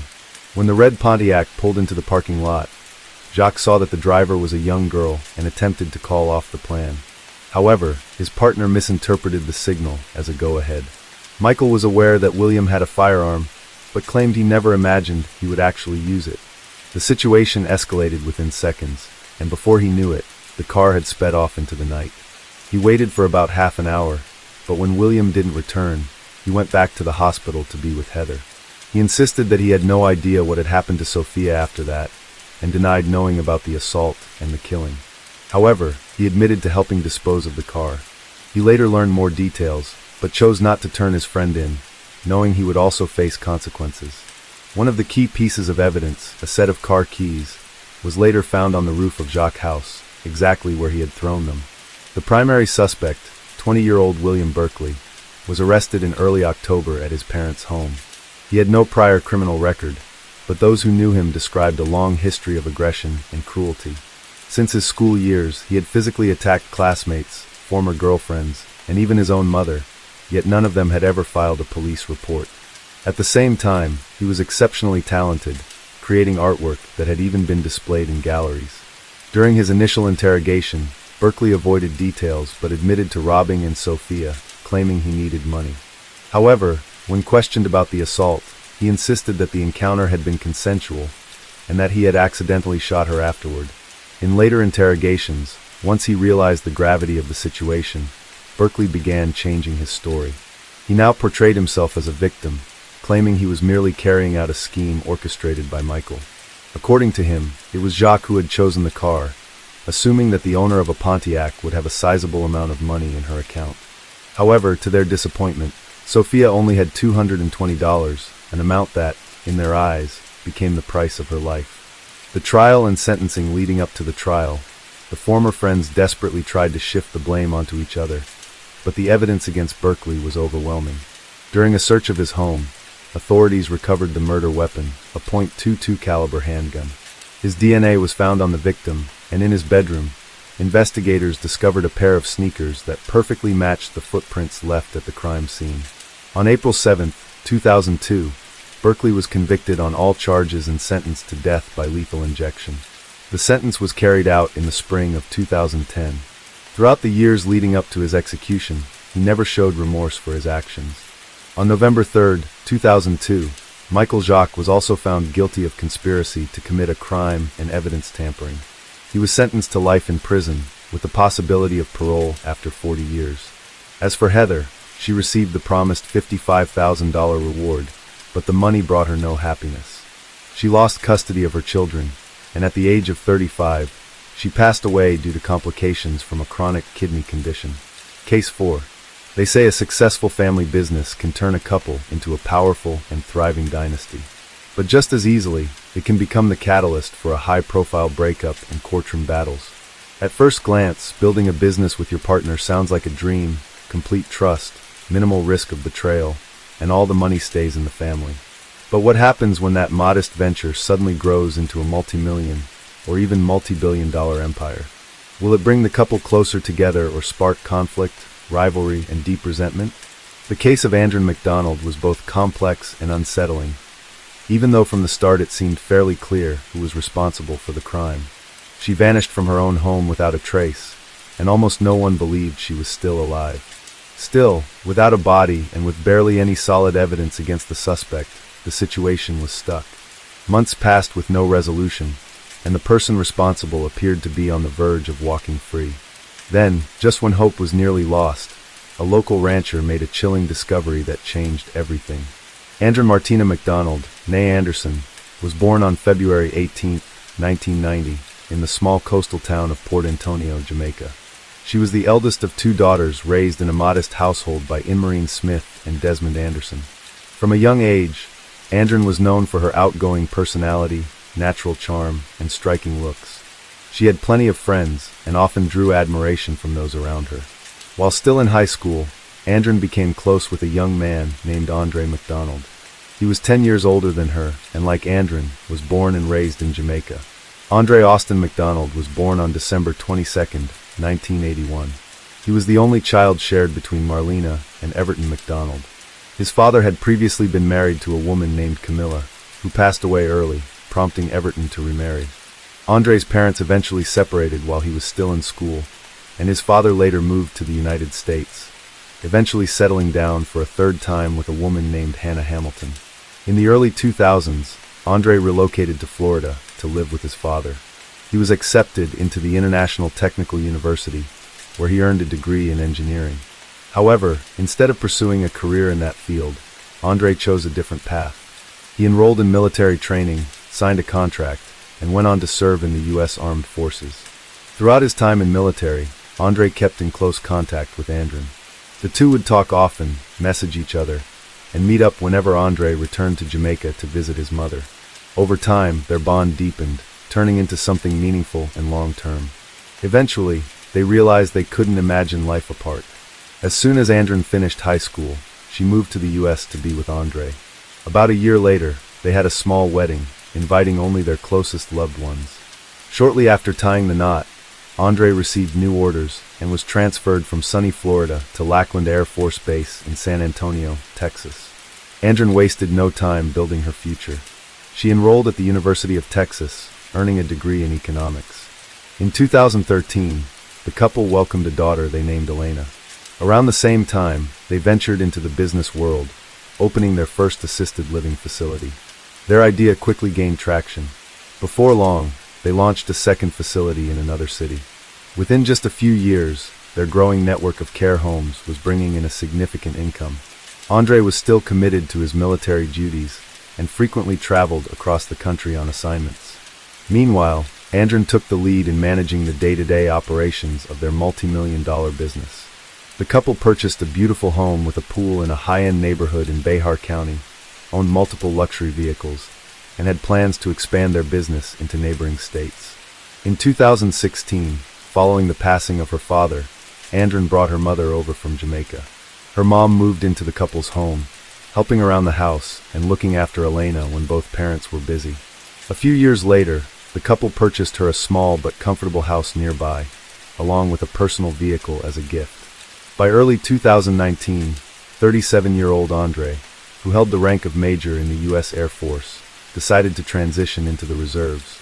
He wanted to remain in San Antonio, spend more time with his family, and take a more active role in their growing business to ease the workload on Andren. Their enterprise was booming. Their network of assisted living facilities had expanded across the state and was valued at close to $1 billion. From the outside, the MacDonalds appeared to have it all. They were successful, wealthy, raising their bright and beloved daughter, and managing a thriving business. But behind the curtain of prosperity, tensions had been building, problems that most people had no idea about. On Friday, March 1st, 2019, 29-year-old Andren didn't show up to work. Her phone was off, was extremely out of character. Her assistant and best friend, Caroline Goner, quickly became concerned. After several failed attempts to reach Andren, Caroline and two other coworkers decided to go to the MacDonald residence to make sure everything was okay. Caroline knocked on the door for a long time, but no one answered. Refusing to leave without answers, she decided to walk around the house to check the property. That's when she spotted something alarming in the backyard, a burnt area with a zipper partially visible in the ashes. It looked like someone had been burning clothes, but who would do that? And why? Nothing else seemed immediately suspicious from the outside. When Caroline tugged on the back door, she found it unlocked and cautiously stepped inside. She called out loudly for both Andren and Andre, but got no reply. The house was quiet, almost as if the couple had simply stepped out. But something didn't feel right. In the bathroom, she noticed strange streaks on the light switch that looked like dried blood. There were also a few dark stains on the floor that raised serious concerns. Caroline captured everything she saw on her phone and called local authorities to report what she had found. Officers quickly arrived and began searching the house. What they discovered only deepened their concerns. The carpet in the master bedroom had been thoroughly scrubbed with what seemed like a large amount of industrial-strength cleaner, the sharp chemical odors still lingering in the air. There were faint, cleaned-up blood spots on the floor and another smear on the doorframe.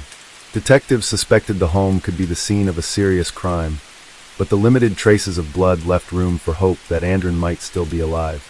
Andre wasn't answering his phone, and no one knew where he was. The whereabouts of 6-year-old Elena were also unclear at first, but authorities soon confirmed she was safe, staying at her paternal grandmother's house. All 3 vehicles owned by the couple were accounted for. 2 were parked outside, and the third, a Chevrolet Malibu, was in the garage. It was this car that piqued the officers' interest. It was covered in dust, as if it had recently traveled along dirt roads, and small gravel particles were lodged in the tires. There were no obvious signs of damage or visible blood, but the vehicle's condition was suspicious. While investigators were still going over the house, the man of the house, Andre, suddenly showed up at the front door. He looked visibly anxious and shaken, seemingly confused about why law enforcement was on his property. When asked where he had been and what had happened, Andre claimed he had spent the entire night searching for his wife. He listed several hospitals. He said he had visited to check if Andrin had been admitted. A follow-up confirmed that Andre had indeed stopped by the medical facilities he mentioned, but not until the following morning. Moreover, at one of the hospitals, when the front desk staff mentioned that someone with the last name McDonald had been checked in, Andre reportedly turned pale, began stepping back, and quickly walked away, without staying to find out that it was just someone with the same surname. From the start, his behavior raised concerns. Officers decided to bring him in for questioning to hear his version of events. Andre told them he and Andrin had gotten into a domestic dispute, after which he left the house to cool off. When he returned, she was gone. He said he tried calling her several times, and when he got no response, he took their daughter to his mother's home and continued searching for Andrin. Tracking his movements proved difficult. His phone had been switched off since the previous evening and remained off until his return. When questioned about why his phone was off, Andre suddenly changed his tone and said he wouldn't answer any more questions without a lawyer. By that point, it was clear to investigators that something wasn't adding up. But with no solid evidence yet, they had no choice but to release him after the initial interview. He was issued a travel restriction order and placed under discreet surveillance, along with his residence. Despite being under watch, Andre managed to slip away from authorities for nearly 12 hours. It was later discovered that earlier that same day, he had made a string of troubling purchases at various hardware stores. He paid in cash for items including a shovel, large heavy-duty trash bags, a small hatchet, work gloves, duct tape, and fire starter fluid. Andre appeared to be trying to avoid leaving a trail, keeping his phone off and making purchases without using a credit card. Still, law enforcement was able to track him down via security camera footage from those stores. Meanwhile, forensic testing confirmed that the blood traces found in the home belonged to Andrin. With suspicions growing stronger, police decided to detain Andre for further questioning and obtained a warrant to conduct a more thorough search of the home, including the seizure and review of all digital devices. During the time he had briefly vanished, Andre had returned home, but didn't stay long. He quickly left again, unaware that officers were now trailing him. He made a stop at a gun shop, where he purchased a large-caliber handgun and a significant amount of ammunition. He paid in cash again, but just as unexpectedly, after completing the transaction, he turned around and walked out, leaving the firearm and ammunition sitting on the store counter. The man appeared completely detached, his eyes vacant, his movements erratic, as if he'd lost all grip on reality. But seasoned officers weren't convinced. To them, it looked more like an act, a calculated attempt to come off as mentally unstable, potentially laying the groundwork for a future defense. Former military officer Andre was arrested just as he exited the store. He didn't resist. This time, formal charges were filed against him, and during a physical inspection, investigators noticed fresh scratches on his hands and forearms, marks that looked like they had been made by fingernails. Andre failed to provide a clear explanation, though everyone present understood the likely cause: struggle. Nearly 48 hours had passed since Andre was last seen. Given the growing body of circumstantial evidence, it was becoming increasingly difficult to believe she might still be alive. A massive search effort was launched, involving law enforcement, volunteers, and hundreds of concerned citizens. Teams combed through the surrounding areas in and around San Antonio, focusing especially on the rural regions of Bexar County, hoping to find anything that could help move the case forward. Unfortunately, nothing useful turned up, not in the fields, not in the wooded areas, and not in the urban zones. Even a full review of the digital devices seized from the home, including a phone and tablet, yielded no promising leads. But when investigators conducted a second, more detailed search of the vehicles and garage, the case took a dramatic turn. First, they found newly purchased tools and supplies that matched items Andre had bought at various hardware stores. Then, inside the trunk of a Porsche Macan, Andre's car, they discovered an old hammer wrapped in plastic. It had strange, dark stains on it, and several long strands of hair stuck to its head. Forensic analysis confirmed that the hammer bore blood and tissue matching Andre's DNA. The strands of hair were hers too. However, the handle had been wiped clean, no fingerprints. When confronted, Andre denied ever seeing the hammer before and claimed someone must have planted it in his car. Despite the mounting evidence, Andre posted bail, which had been set at $500,000, a sum he paid without delay, and was released shortly after.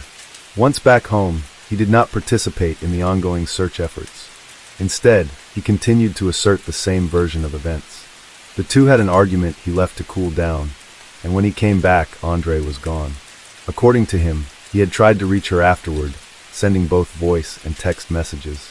Some of those messages, found on his phone, included emotional pleas, telling her their daughter was crying and asking her to come home. All of them were sent around midnight. After that, the phone was turned off again. The next morning, Andre dropped Elena off at his mother's house, and by his account, began searching for Andre. As the search for Andre continued with no progress, and investigators struggled to piece together what exactly had happened, detectives decided to dig deeper into the McDonald family's background. It didn't take long to uncover that the couple's picture-perfect image was just that, an image. Beneath the surface, their relationship was strained, and serious tension had been brewing for quite some time.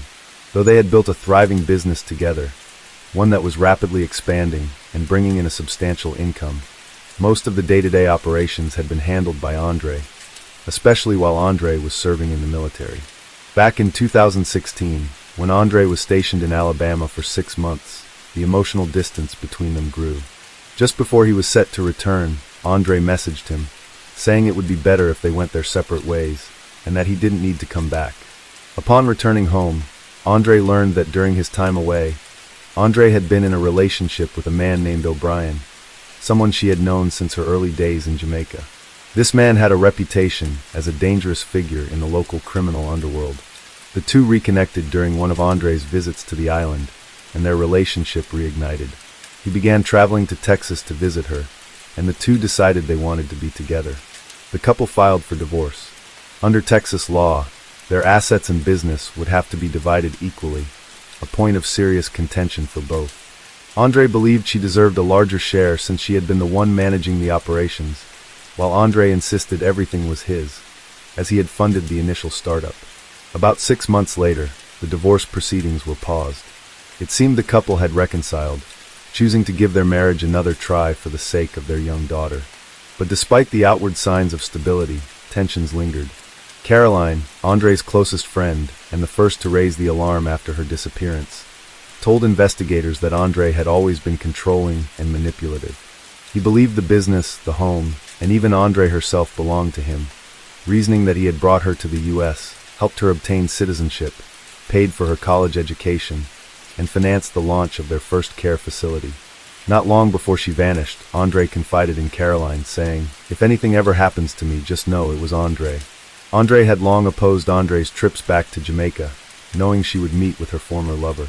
This was a constant source of conflict between them, but Andre continued to make her own choices. Then, just 2 weeks before she disappeared, Andre discovered that Andre had quietly registered a new company in her name and transferred part of their shared assets into it. That revelation likely felt like a betrayal, and may have been the final spark that pushed everything over the edge. On July 11, 2019, 4.5 months after Andre vanished, local farmer Clinton Clend was walking through his large property on the outskirts of San Antonio. The land wasn't fully cultivated, and some areas had become overgrown.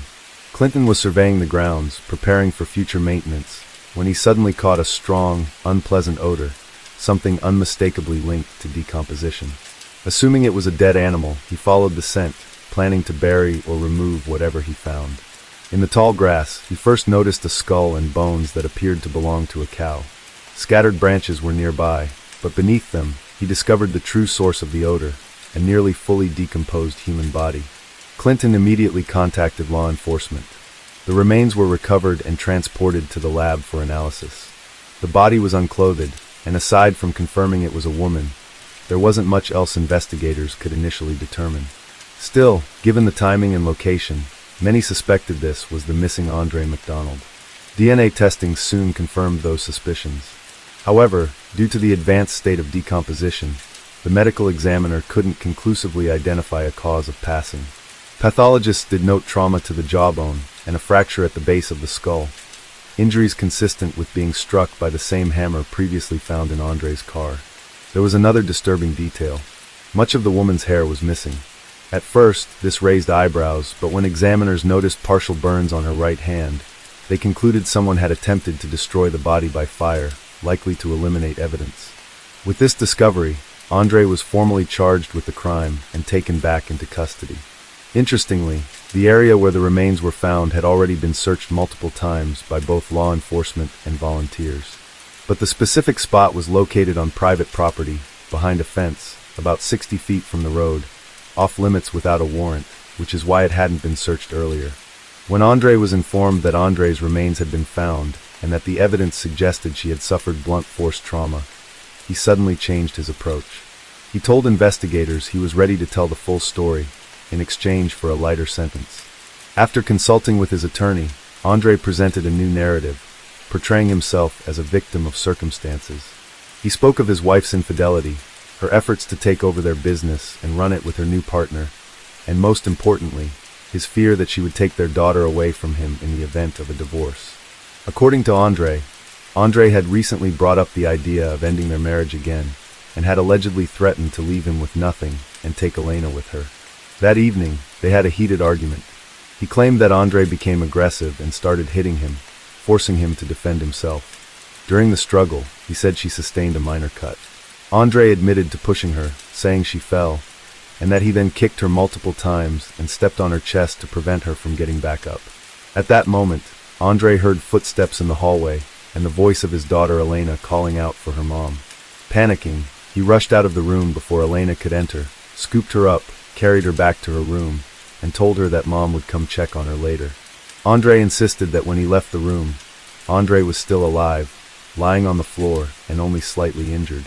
However, when he returned, she was in the same spot, this time unresponsive. He believed that he may have unintentionally caused a fatal outcome by putting too much pressure on her chest during the struggle. Realizing the severity of what had happened, Andre said he panicked. He removed Andre's clothing and burned it in the backyard. Then he transported her body outside the city and left it on private land behind a fence, near the remains of a cow. Later, he returned home and sent multiple texts to Andre's phone, pleading with her to come back, in an attempt to create the appearance that she had simply left after a disagreement. After that, he woke Elena and drove her to his mother's house, asking her to look after her granddaughter while he searched for his missing wife. To further sell the story, he visited several hospitals, pretending to look for Andre. At one point, he nearly fainted when he heard that a woman with the same last name had been admitted. By the time police brought him in for questioning the following morning, they still didn't have strong evidence linking him to a crime, so he was released. Once free, Andre began seriously contemplating how to make sure the body was never discovered. He even considered dismembering and burning it, then scattering the remains in different places. That's why he went out and bought a hatchet, a shovel, fire starter fluid, and heavy-duty plastic bags. The next day, he returned to where he had left Andre, but when the time came, he couldn't bring himself to go through with his plan. Instead, he poured flammable liquid on the body and lit a fire, but it fizzled out quickly, only burning off the hair and partially charring one of her hands. According to Andre, the failure left him in a state of complete despair. In a fit of rage, he grabbed an old hammer from his car and began striking the body before coming to his senses and stopping. He then covered the remains with branches and cow bones. When questioned about why he went to a gun store and bought a pistol and ammunition, only to abandon the items at the counter, Andre claimed he couldn't explain it. He said his mind was clouded, that he hadn't slept in nearly 2 days, and that he was no longer thinking clearly. The trial was delayed significantly due to the onset of the COVID-19 pandemic, with hearings finally beginning in January 2023. The defense team focused on portraying Andre as someone trapped by the circumstances around him.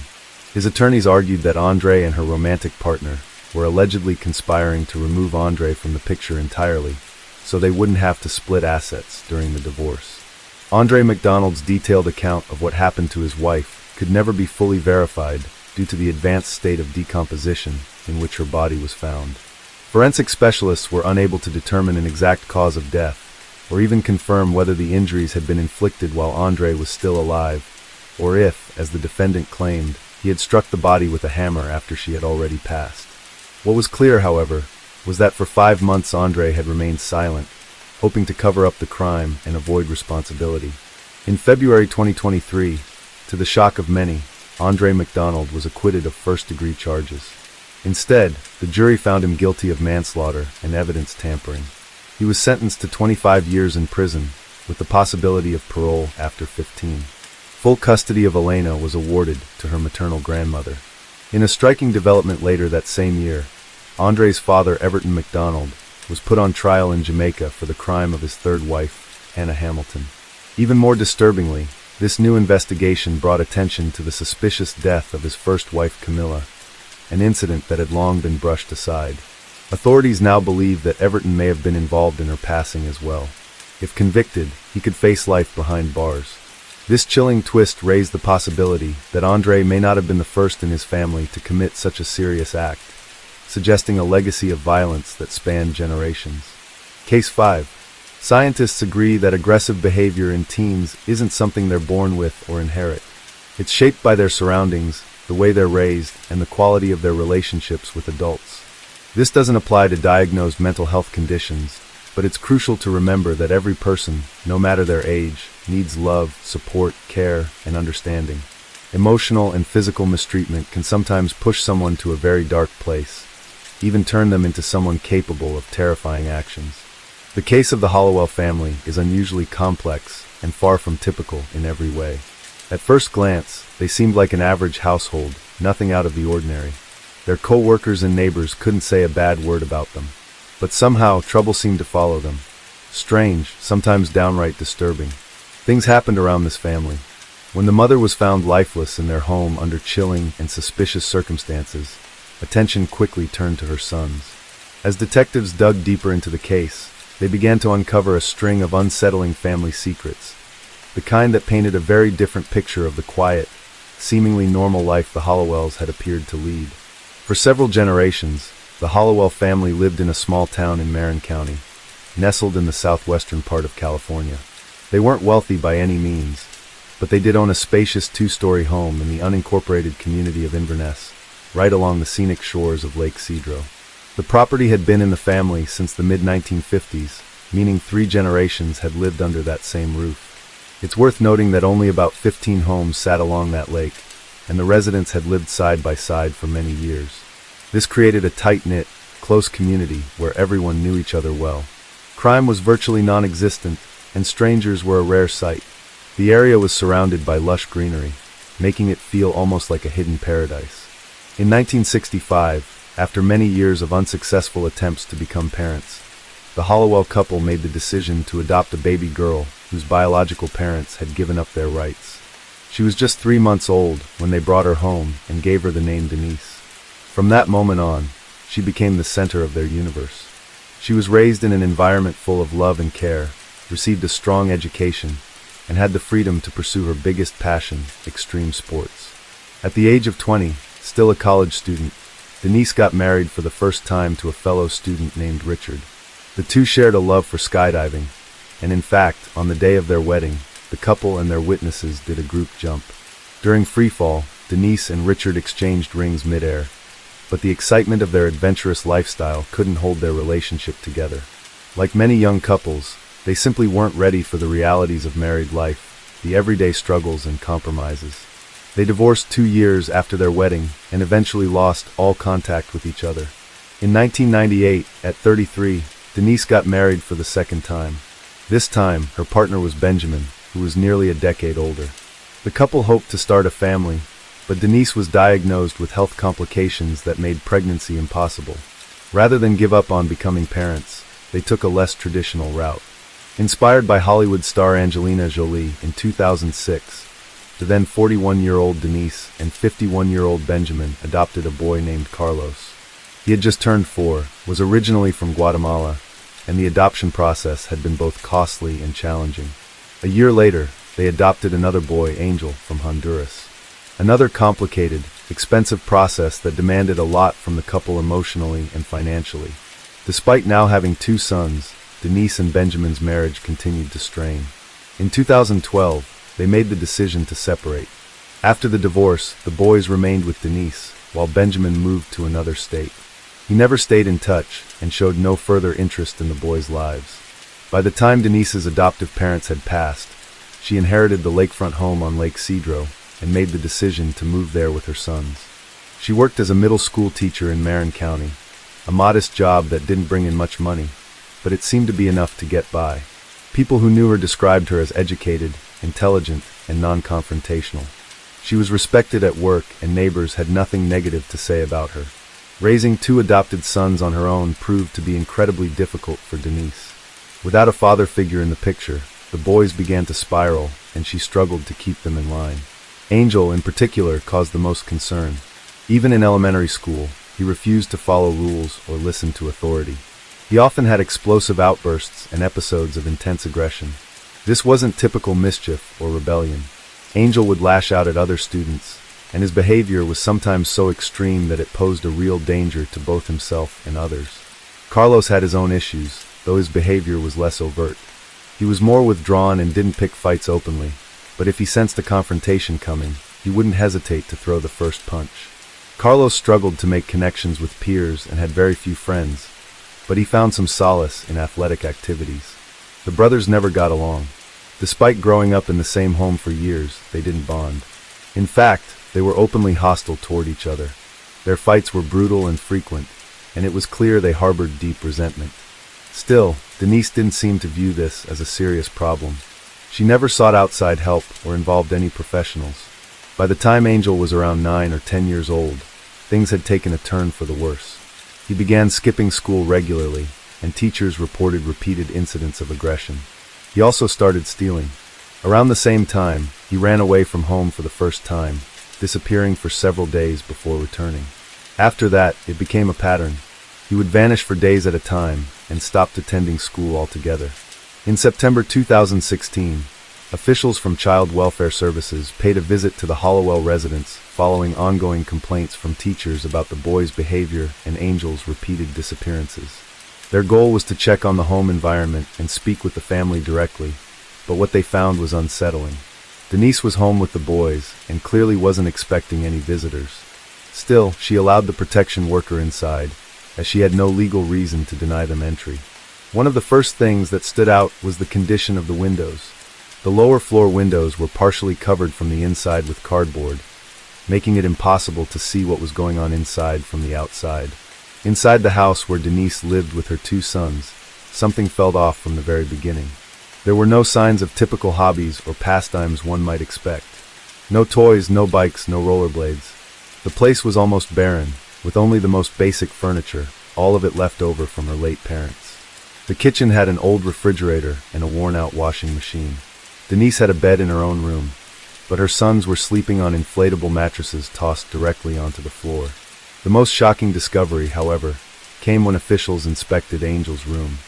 It didn't resemble a typical bedroom at all. It looked more like solitary confinement. The heavy wooden door had not only a basic turn lock on the inside, but also a large metal bolt installed on the outside. There was a small hatch built into the door, which could be locked as well, apparently used to pass food and water inside without opening the door completely. The room was dimly lit. The windows had been fully covered with cardboard, blocking out all natural light. In the corner, Angel sat quietly on a worn-out mattress. In the opposite corner stood a foul-smelling plastic bucket, about 1/3 full of human waste. The stench matched the conditions. Angel, however, wasn't scared. He seemed angry. All 3, Denise and her 2 sons, were immediately taken to the local police station. A child psychologist spoke with the boys, while Denise was questioned about the disturbing situation at home. She explained that locking Angel in the room was something she did for safety reasons, to prevent the brothers from fighting and to keep the younger one from running away again. Her explanation didn't sit well with the officers, especially once Angel began to describe his side of the story. He claimed that Carlos frequently hit him, humiliated him, and even threatened to end his life. Their mother, according to Angel, never stepped in or defended him. Feeling unsafe, he had tried running away several times. After each escape, Denise began locking him in the room, sometimes for days at a time. He said he had no access to a real bathroom and was given only a plastic bucket to relieve himself. Food and water were passed through the small window in the door, which otherwise stayed locked. Following this testimony, Denise was placed under arrest. Authorities decided to temporarily place both boys in protective care while searching for new adoptive families. A judge was expected to determine what would happen next. But then, something unexpected happened. Carlos began defending his adoptive mother. According to Carlos, his younger brother posed a serious risk, not only to himself, but to everyone around him. No one seemed capable of managing Angel's behavior, and their mom, he said, was simply doing what she could to keep everyone safe. Carlos shared that at one point, Angel had brought a knife to school and came dangerously close to harming a classmate. Thankfully, no one was hurt. His account was later confirmed by school staff, who admitted they had covered up the incident at the request of the classmate's parent, who also worked at the school. Carlos continued to defend his adoptive mother passionately, insisting he wanted to go back home and live with her just like before. During every hearing, he stood by Denise and pleaded with the court not to strip her of her parental rights. Other witnesses, including relatives and neighbors, couldn't offer much insight. They all described the Hollowells as a decent family and considered Denise a caring and responsible parent. Eventually, the case seemed to lean in her favor. Denise didn't appear to be guilty of any wrongdoing. It looked more like she was simply overwhelmed and unable to cope with her younger son's deeply troubling behavior. Angel was eventually placed in a psychiatric facility, then transferred to a group home for high-risk youths, and later placed with a new adoptive family. Denise was fully cleared of all accusations and reinstated as Carlos' legal guardian. As he had hoped, Carlos returned to the lake house and resumed what seemed like a normal life. On the evening of July 13, 2019, around 6 p.m., a panicked teenager called Marin County Emergency Services, reporting that his mother had been attacked. The 17-year-old was distraught, pleading for officers and paramedics to arrive quickly. He waited for them at the end of the driveway. Carlos led responders into his mother's bedroom, and what they saw was horrifying. Denise was lying on her side on the bed, and lodged in the back of her head was an axe. Blood had soaked through the pillow, creating a massive red stain. When first responders arrived, she was still showing faint signs of life, but despite their efforts, she passed away en route to the hospital. Carlos was the only witness to the incident, and gave a story that raised more questions than answers.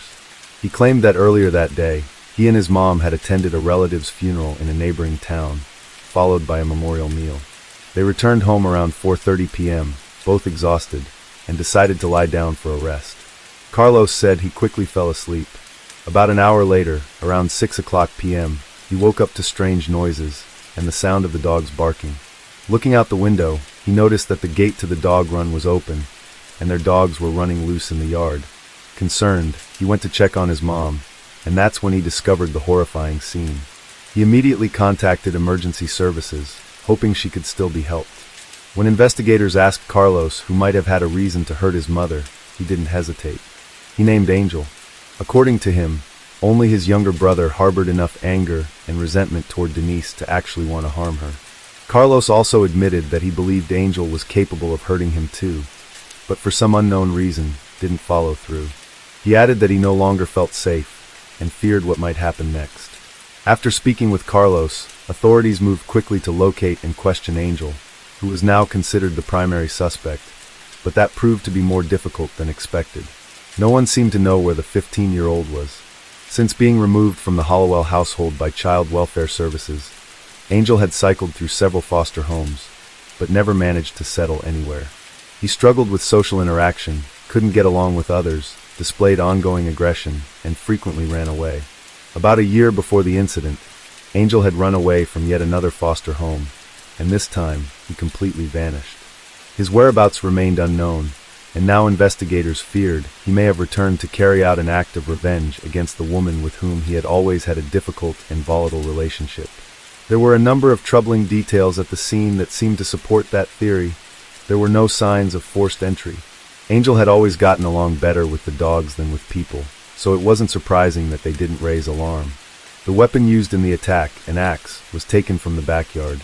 Nothing was stolen from the house. In fact, cash and a debit card were still sitting untouched on the nightstand next to Denise. That meant the motive wasn't robbery. Whoever did this had a personal reason, and it looked like Denise had been deliberately targeted. Authorities canvassed the neighborhood along Lake Cedro, hoping for leads, but most neighbors had little to offer. No one could say anything negative about the Hollowell family. In fact, people described Denise as calm, well-spoken, and thoughtful.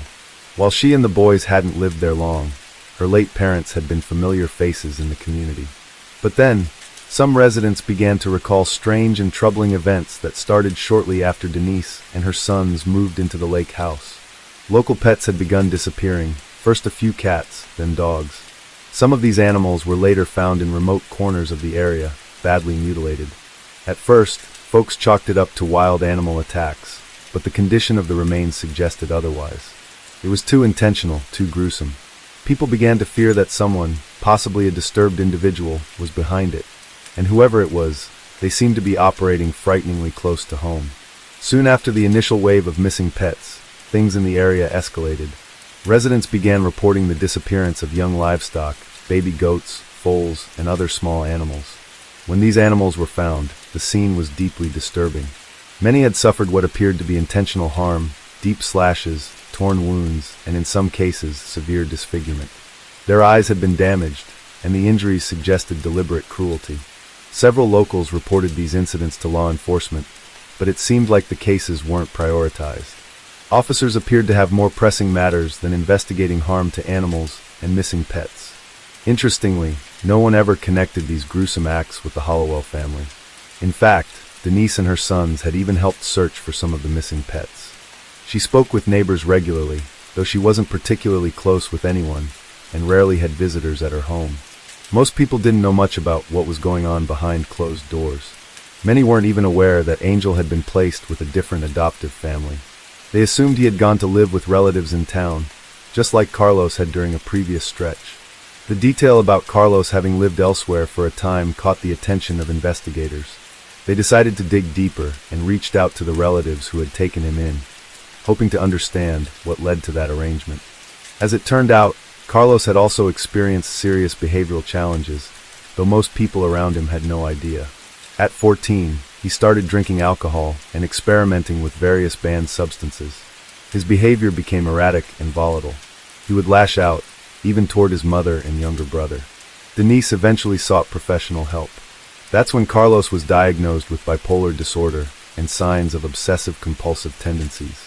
These symptoms were reportedly made worse by his use of alcohol and psychoactive substances. He spent a short time in a treatment facility, but was later discharged with a prescription for medication, which he refused to take and ended up throwing away. At 16, Carlos stopped attending school, but managed to keep that fact hidden from his mother for a while. He pretended to leave for class each morning, even though he wasn't enrolled anymore. When Denise finally found out, it led to a major confrontation. Not long after, Carlos consumed a dangerous mix of painkillers and alcohol, a combination that nearly cost him his life. Denise called emergency services just in time, and medical staff were able to stabilize him. After that terrifying episode, a relative named Stephanie offered to step in and help. Her own son had once struggled with similar issues, including bipolar disorder and behavioral instability, during his teen years. Stephanie had done extensive reading on the subject and tried various therapeutic methods at home. Over time, her son seemed to grow out of that difficult period. He matured, went on to get an education, and eventually moved to another city to live a stable life. Stephanie was completely convinced that it was her approach, her own version of therapy, that had helped her son recover. She believed herself to be a self-taught expert in mental health, even though she had no formal training and relied solely on online advice and various books. Confident in her methods, she decided to try the same approach with her relative's son.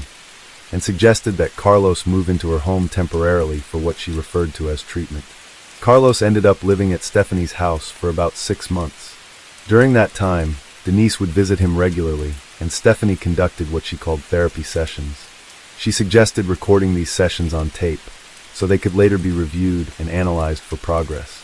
All the recordings were stored in her home, and after the tragedy involving Denise, those tapes became critical evidence. What the tapes revealed painted a deeply troubling picture of the relationship between Denise and Carlos. Their interactions were far from nurturing.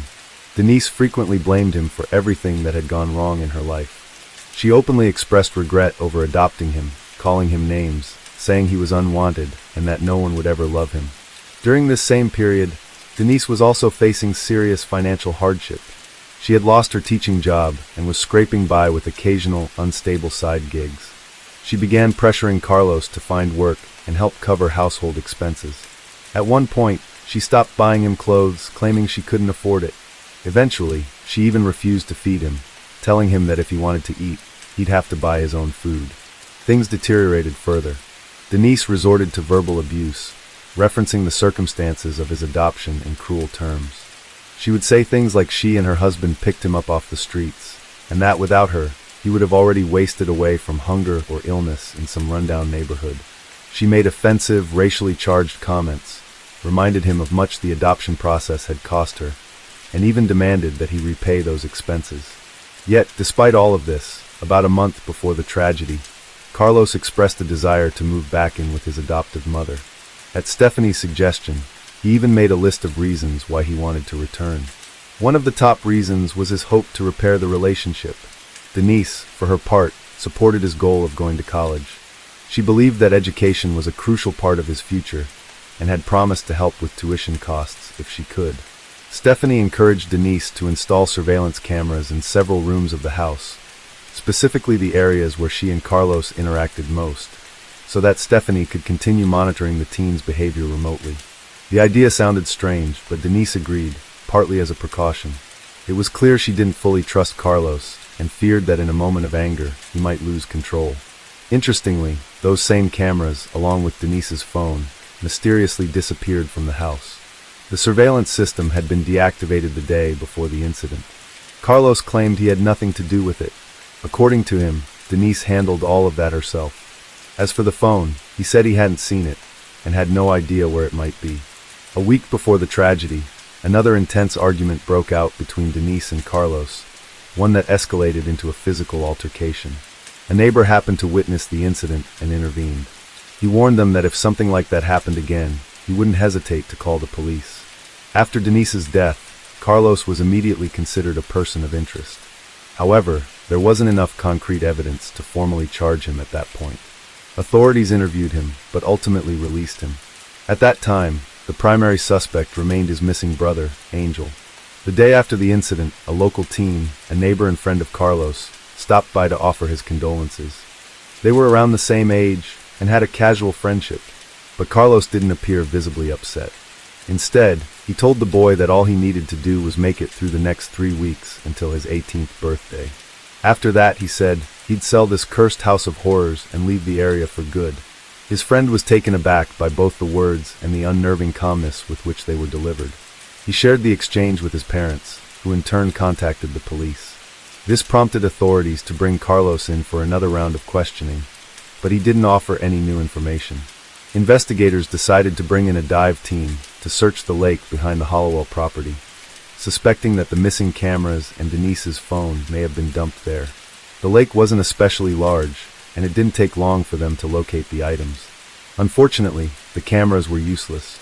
They had been turned off before the incident and contained no recorded footage.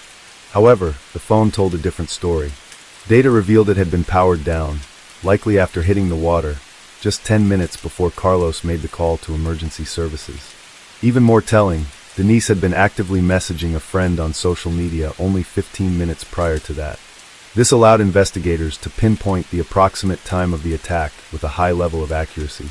Carlos had insisted he'd been asleep during that time, and had only woken up when he heard the dogs barking outside, but analysis of his own phone usage painted a different picture. His device had been active shortly before Denise was attacked.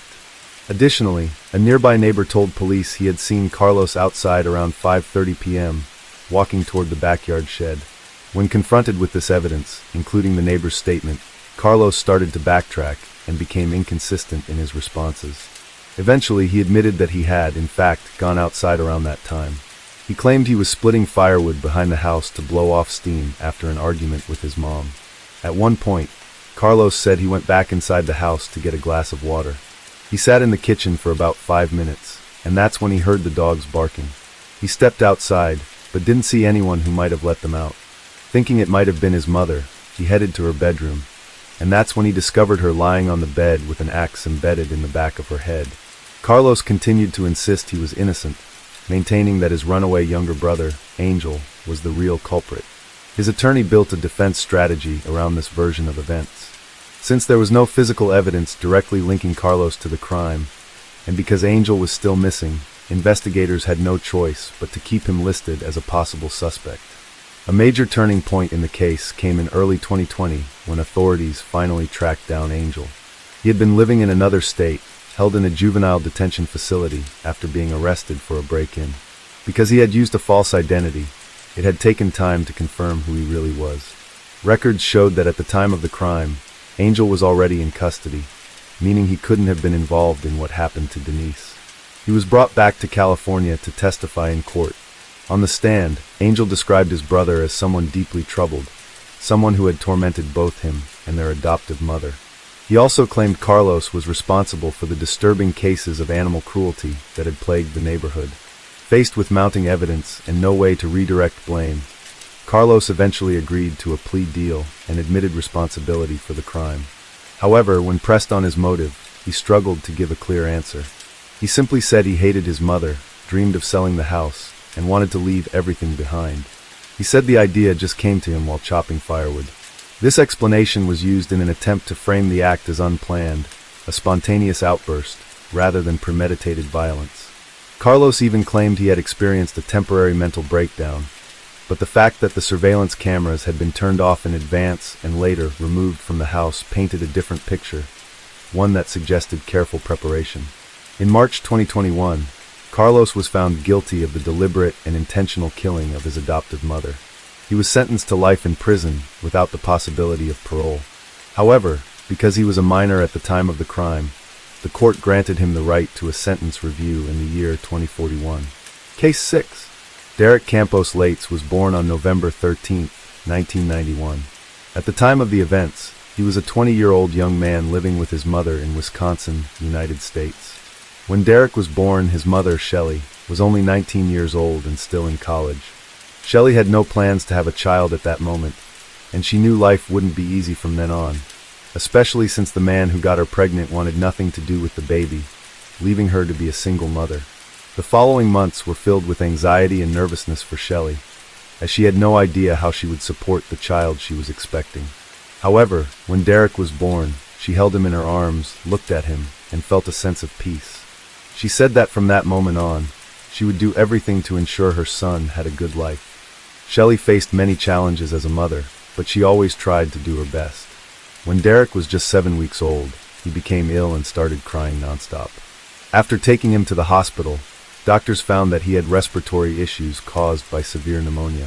His condition was critical, and because of that, he had to be urgently airlifted to a specialized hospital in Duluth, Minnesota. The flight took over 2 hours, which left Shelley extremely anxious. Upon arriving at the hospital, Derek was immediately admitted, and the doctor in charge told Shelley that he couldn't guarantee her son would survive because his condition was extremely serious. At that moment, Shelley began to pray and told herself that if her son survived, she would make him the happiest boy in the world. As you may already know, Derek survived, and after this great scare, Shelley became an extremely protective and affectionate mother.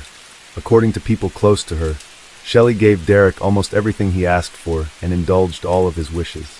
This obviously spoiled him, and as we know, this usually doesn't end well. Derek's childhood was described as normal, but as he grew, he began to show abnormal behavior. He became an aggressive child who wouldn't accept no as an answer. On one occasion, Shelley was with Derek in a supermarket, and as they passed the toy section, the boy asked her for a toy he liked.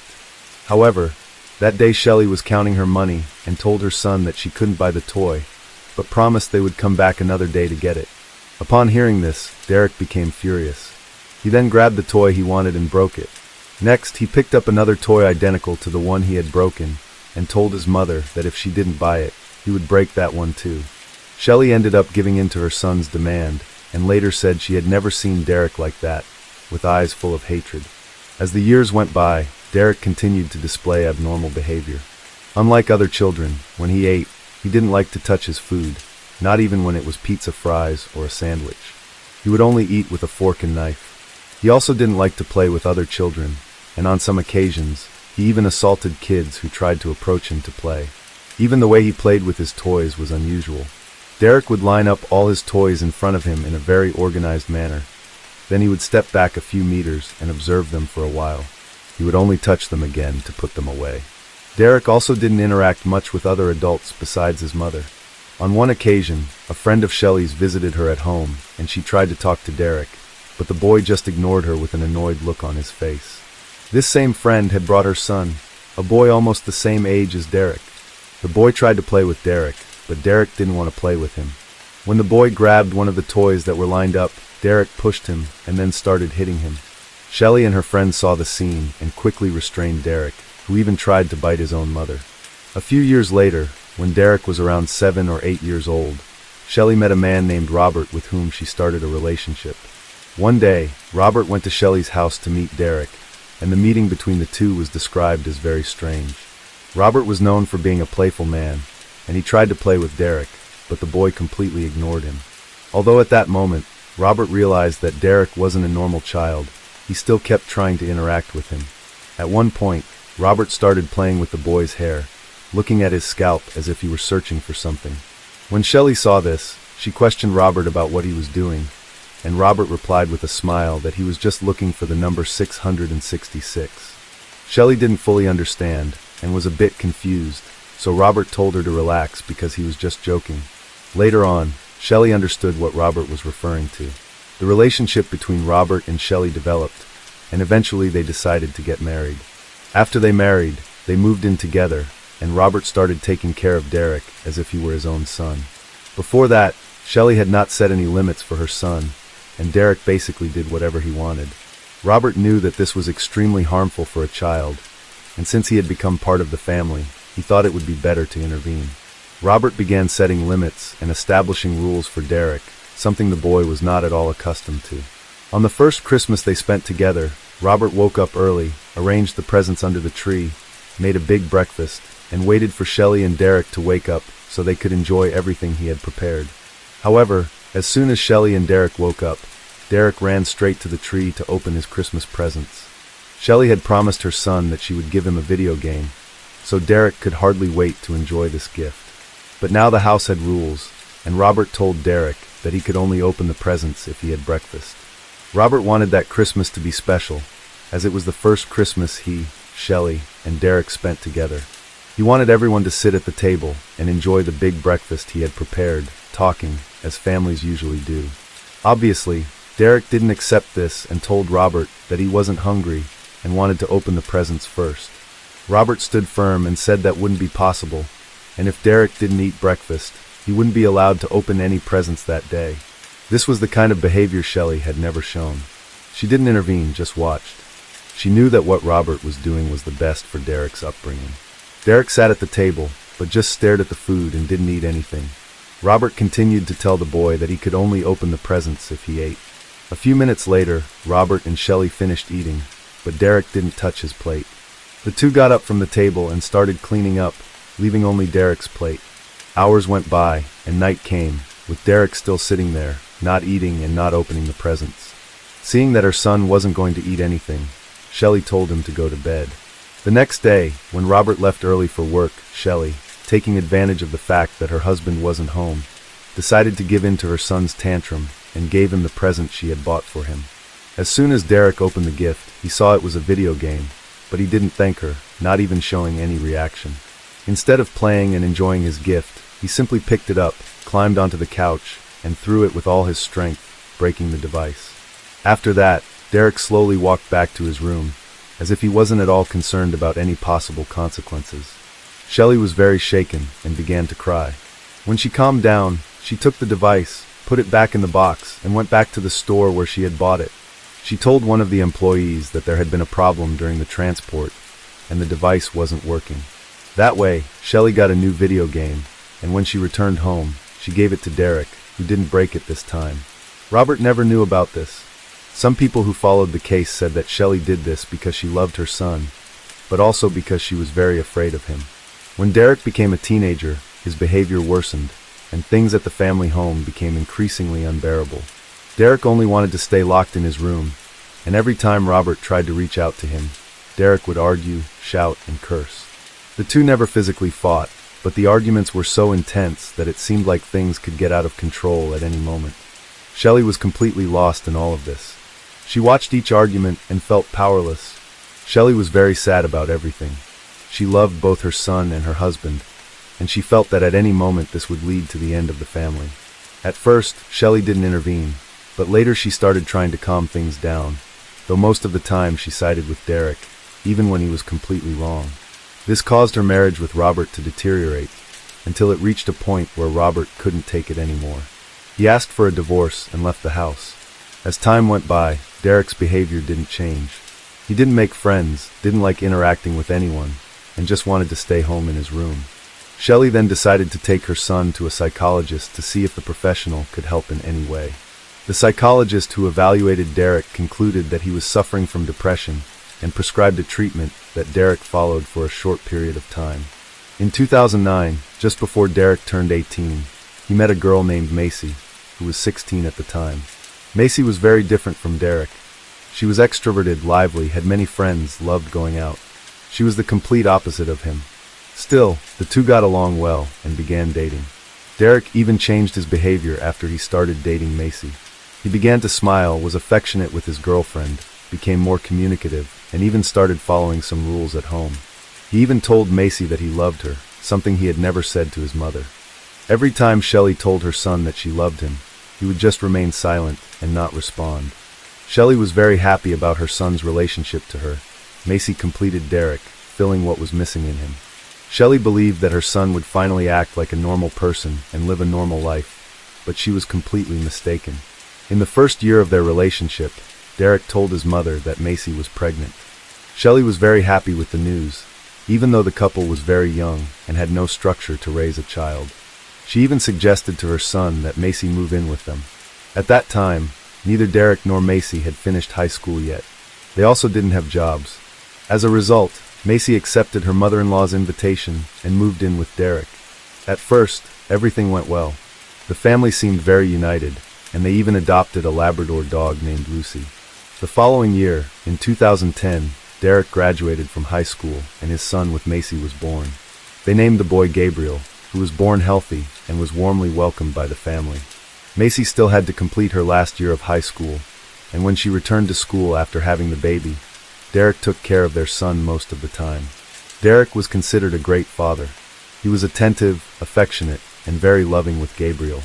Derek cooked, played with the baby, changed diapers, and did everything without complaining, which was hard to believe given his behavior and personality throughout his life. However, shortly before the child turned 1, Derek began slowly reverting to his old self. He started imposing rules in the house for almost everything, and everyone had to obey.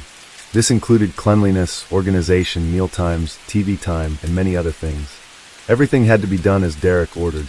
The house curtains always had to be closed. When Shelley woke up earlier than him, she would go to the living room, open the curtains to let light in, but as soon as Derek woke up, he would go and close them again. In addition, Derek started to become frustrated with everything and would argue about anything. He no longer allowed his son to play in the backyard, so the child could only play inside the house. Derek also made a sort of menu with all the types of meals he liked the most, and his mother had to prepare them whenever he chose, regardless of the day or time. He was the one who controlled the grocery shopping, even though he didn't work to help. After graduating high school, Macy got a job, and the only time Derek allowed her to leave the house was to go to work. She had a set time to leave and a set time to return. Derek timed her schedule based on the route she had to take from home to work and from work to home. He He knew exactly what time she left work and when she should arrive home. If Macy was even a minute late, Derek would argue with her when she got home. Shelley tried to calm things down when this happened, but Derek told her not to interfere. Due to all of this, Shelley, who had been happy about her son's improved behavior, started to feel depressed when she realized he was getting worse. Shelley turned to alcohol for solace, something she had struggled with in the past. She gave into the addiction again in an attempt to feel better and escape her reality. At that time, Derek was 19, and he was no longer satisfied with just imposing his will. He started saying disturbing things that left everyone uneasy. One night, Shelley went to the kitchen to get some water from the fridge and found Derek sitting at the table cleaning an AK-47 rifle. Shelley had no idea how Derek had gotten the gun, and she was so scared that she froze and didn't know how to react. When Shelley turned her back and started walking toward another room in the house, Derek pointed the gun at her and asked if she was afraid of him. Shelley stood still, unable to answer. She then went to her room, and after that incident, Shelley spent most of her time locked in her room drinking. Out of fear of her own son, she began avoiding him, and her room became her refuge. She only left for work, and whenever she encountered Derek, she spoke just enough to avoid upsetting him. Derek noticed that his mother started spending more time in her room and avoiding him. From time to time, he would go to her room and knock on the it was just a way to show that he was there, that he was around, almost as if he was asserting some dominance. One time, Shelley got sick and needed to be hospitalized for surgery to remove her gallbladder. When she returned home, she noticed that Lucy, the family dog, was missing. She asked Derek where Lucy was, and Derek said she had run into the street and was hit by a car. Shelley, terrified, asked where the dog was now, and Derek replied that she had died and that he had gotten rid of her body. The problem was that Lucy didn't have a habit of running into the street, as Derek claimed. Shelley knew her son was lying and probably had something to do with the dog's disappearance, but she was too scared to confront him and pretended to believe his story. Around this time, Derek began to abuse Macy, his girlfriend. This was the last straw for Macy, who had already had enough of the life she was living with Derek. The young woman decided it was time to leave. On her 18th birthday, Macy took advantage of the fact that Derek wasn't home, packed all of her belongings, and left. She decided to leave Gabriel, their son, behind because she believed that if she took the boy, Derek would go to great lengths to find him and would likely do something harmful to her out of revenge. Macy had already talked to Shelley, who supported her decision. When Derek came home and Shelley told him that Macy had left, he simply sat down and remained silent, showing no emotion. Shelley expected a completely different reaction, but Derek just stayed still, staring at her. Then he stood up, lowered his head, and went to his room. On September 7, 2012, Shelley was leaving for work when she found Derek in the living room with all the curtains closed, pacing back and forth. Derek was talking to himself and kept repeating the same phrase over and over. Gabriel will never call another man dad. Shelley asked her son what was going on, but Derek ignored her and kept repeating the phrase. Noticing she was going to be late for work, Shelley decided to leave Derek as he was and went to work. At that time, Shelley had stopped drinking and was attending Alcoholics Anonymous meetings. She was experiencing positive changes in her life and had improved significantly. The next day, September 8th, Shelley woke up early as usual and went to work. After work, she went to another meeting she attended at Alcoholics Anonymous. When the meeting ended, Shelley said goodbye to the people at the meeting and headed back home. As Shelley approached her house, she saw Macy's car in the driveway and the front door of the house was open. At first, Shelley thought Macy had come by to visit her son, but when she entered the house, she was struck by the eerie silence that filled the place. Inside the house, specifically in the living room, Shelley found what appeared to be blood stains. She followed these stains, which led her to the bathroom. The bathroom door was locked, but Shelley could see blood seeping under the door. At that moment, she feared that Derek had taken his own life or done something to his own son. But when she opened the bathroom door, she found Macy in the bathtub with a deep wound in her neck. Desperate, Shelley began searching the house for her grandson while calling the police, but there was no sign of the child, nor of Derek. The police arrived quickly at the house, and when they entered the bathroom, they saw that there was nothing more they could do.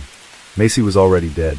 All Shelley could do in that moment was cry in despair, for if Derek was capable of doing that to Macy, he could just as easily do the same to his own son. She couldn't stop thinking about it. Shelley was taken to the police station, where the officers tried to calm her down and asked if she knew where Derek might be. Shelley said she had no idea, as Derek wasn't one to go out much, so he didn't have any special place he would go to in a situation like this. Since Derek was the prime suspect in the crime and the disappearance of his son, the detectives issued an Amber Alert. The following morning around 5 a.m., Derek checked into a hotel a few miles from his home. He was with Gabriel, his son, and appeared completely unconcerned. Due to the Amber Alert, the hotel clerk recognized Derek, but the clerk was smart and pretended to be unaware of anything, serving Derek as usual. When Derek went to his room with his son, the clerk called the police and made the report. The police arrived a few minutes later, arrested Derek, who did not resist, and managed to rescue Gabriel. The child was fine and had no injuries. Derek was still wearing the same clothes he had on when the crime was committed. There was even blood from Macy on his shoes, and the bloodstains found in the house were consistent with the prints from those same shoes. This was a major piece of evidence against him. In the car, Derek used to flee, which belonged to his mother. The police found the weapon used in the crime, a kitchen knife. Later, he was taken in for questioning and given the right to make a call to his mother. On the call, Derek apologizes, saying he never wanted things to end this way. Shelley then tells him she loves him, and Derek replies that he loves her too. It was the first time in his life that Derek told his mother he loved her. "Hey mother, it's me. I'm sorry about this whole thing. I didn't mean for anything to happen like this. I'm really sorry. All I can say is I'm still just really sorry about the whole situation. There's nothing I can do about it now. I'd do anything to go back in time, but that's not how life works. I love you too. Please take good care of my baby." From the moment Derek was arrested, Shelley considered helping him. She didn't want her son to spend the rest of his life in prison, so she was willing to testify in his favor in court. However, Derek never went to trial as he accepted a plea deal from the prosecution in which he pleaded guilty to the crime against Macy. As a result, in 2012, Derek Lates was sentenced to life in prison with the possibility of parole after serving 40 years of his sentence. Macy's funeral took place a few days after her death in a ceremony full of sadness and anger. After everything that happened, Shelley no longer wanted to live in her house due to the terrible memories, so she decided to move. According to sources, she was granted custody of her grandson and now lives in a secluded, isolated place where people don't know her story. In a statement, Shelley said that she raises her grandson in a completely different way from how she raised Derek, as she doesn't want her grandson to be like his father. She also said that she feels guilty for what happened to Macy, and that she will do everything in her power to ensure that Gabriel's story is completely different.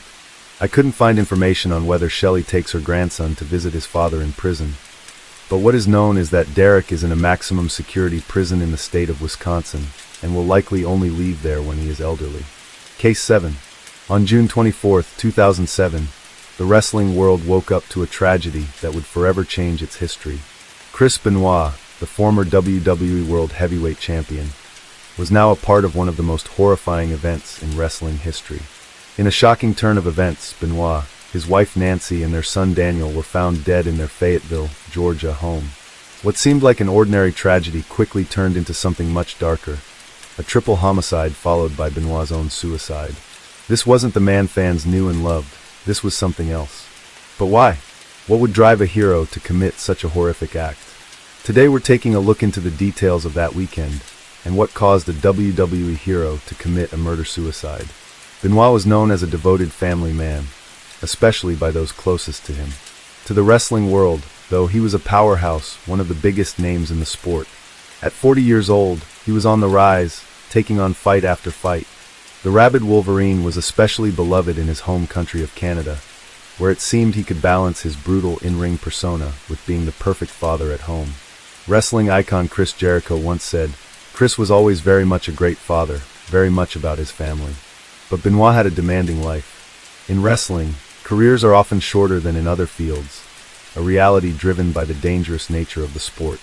Even though the matches are scripted, the physical toll is real. Wrestlers get banged up, often enduring injuries that would sideline anyone else. Still, they push themselves to perform as many matches as possible during their limited window of opportunity. Benoit was no exception. He was always on the road, jumping from one ring to the next, no matter how far he traveled. If there was a show, he was there. That's what made what happened on June 23rd, 2007, all the more shocking. Leading up to the tragedy, Chris Benoit's behavior began to raise serious concerns among those closest to him. As a seasoned wrestler, Benoit was no stranger to the demands of the WWE schedule, but in the days before his family's death, something changed. On June 22, 2007, Benoit was scheduled to travel to a WWE event in Houston, Texas, but he missed his flight, which was highly unusual for him. Chavo Guerrero, a close friend and fellow wrestler, was the first to notice that something was off. When Benoit finally reached out to him, his voice sounded strange, almost disconnected. During the phone call, Benoit showed his love for Chavo in a way that wasn't normal, and that got him really concerned. Benoit then explained that his wife, Nancy, had been vomiting blood, and that their son, Daniel, was also seriously ill. This was more than enough to worry anyone, and it seemed like a reasonable explanation for his absence. Chavo thought that it was likely a temporary situation, and hoped to catch up with Benoit when they eventually met in Houston. But the next day, Benoit's behavior became even more bizarre.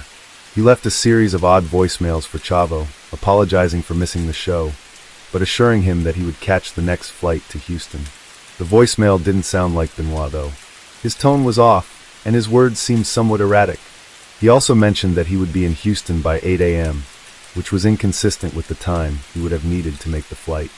What seemed like a simple family emergency had quickly turned into something alarming, and Chavo wasn't the only one who noticed. Others in the WWE community were beginning to worry that something bad was about to happen. Benoit mentioned that he had missed his flight and would be late to the WWE event in Beaumont, Texas, which was unusual since he was a professional who was always on time. He sounded groggy and exhausted, and ended the message with an, "It wasn't something Benoit typically said to a colleague," and it raised red flags. At first, Chavo tried to brush it off, thinking, maybe Benoit is just overwhelmed with his sick family and all the care he's been providing. But something still felt off. So just 12 minutes after receiving the voicemail, Chavo called him back, only to get no answer. He left a message, asking Benoit to call him back ASAP.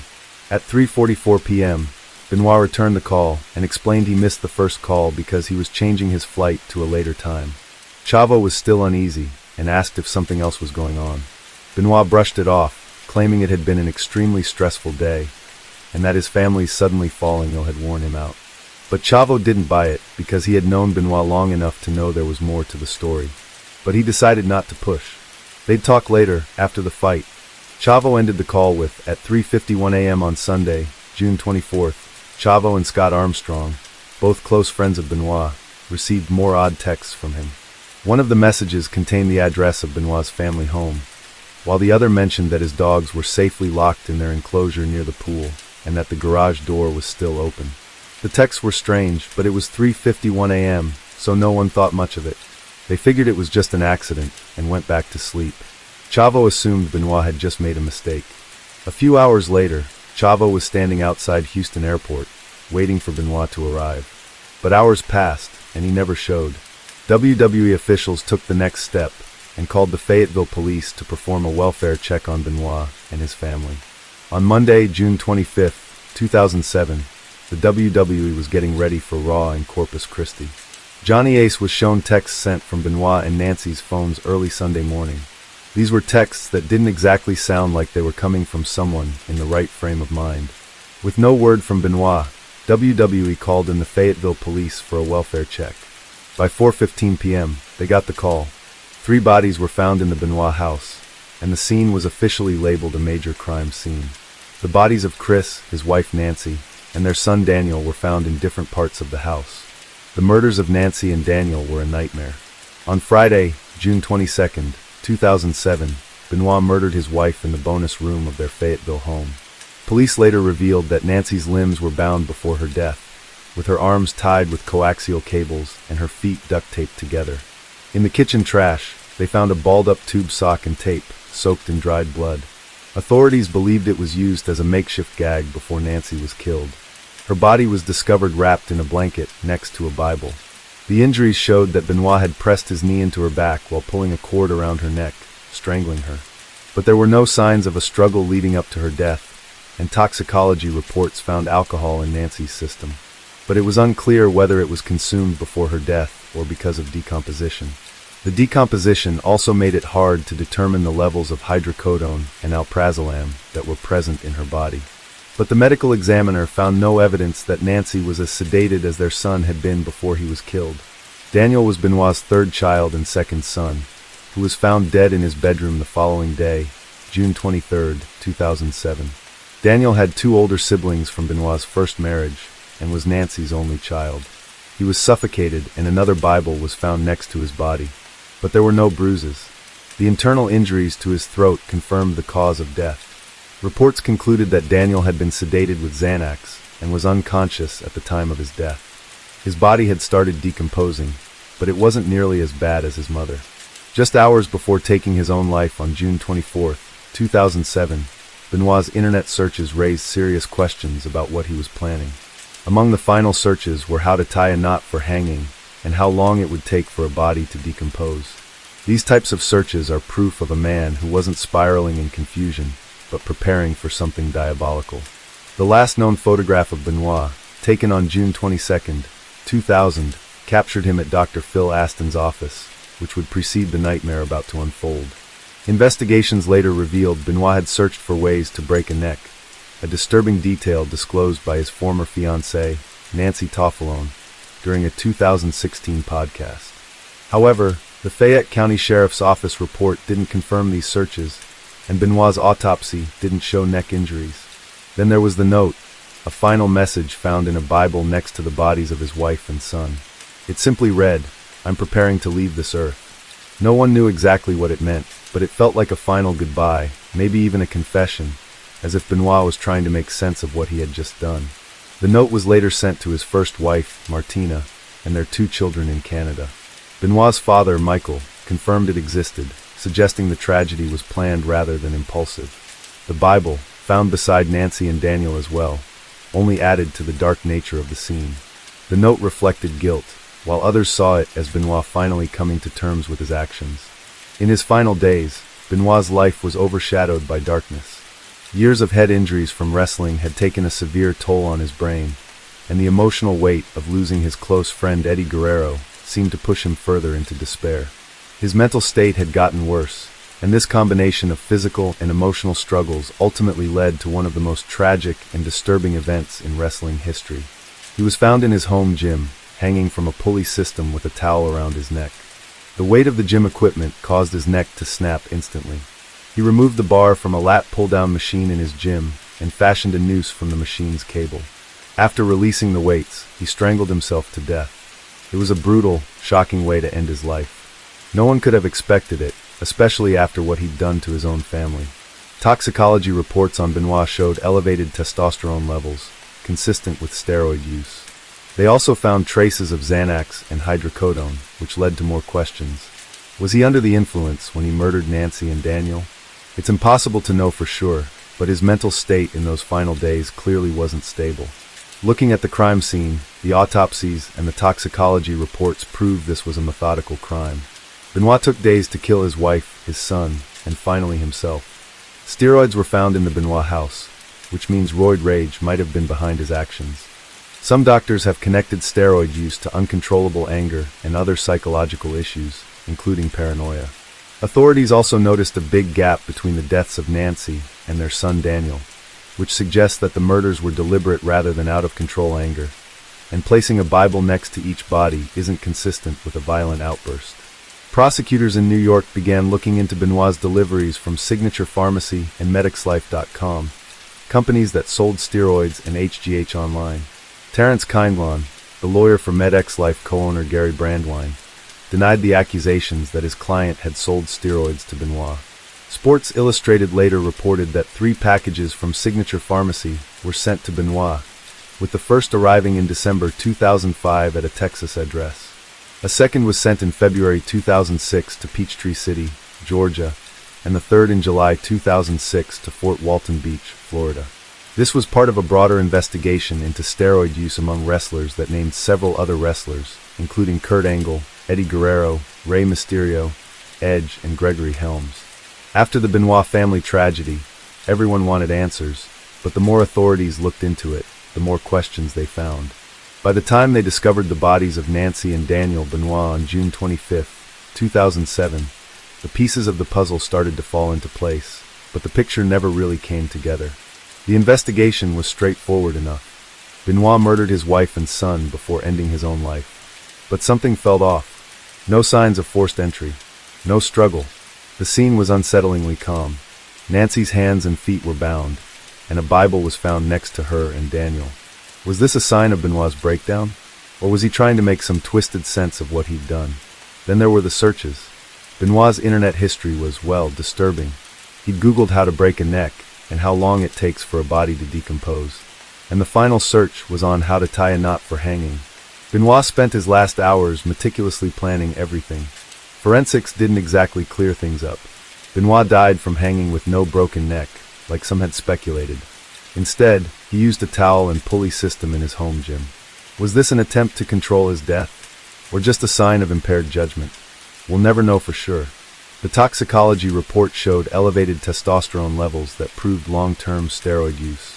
But it wasn't just the drugs. Benoit's autopsy revealed early signs of dementia and CTE. This was brain damage from years of hits to the head. CTE messes with your behavior, causes mood swings, and can lead to violence. Could that have been the tipping point?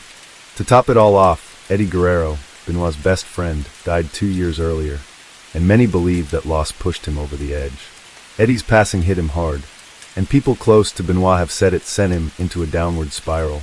He became more withdrawn, distant, and seemed to be struggling mentally. The combination of losing someone so close, along with the physical wear and tear from years of wrestling, put a lot of pressure on him.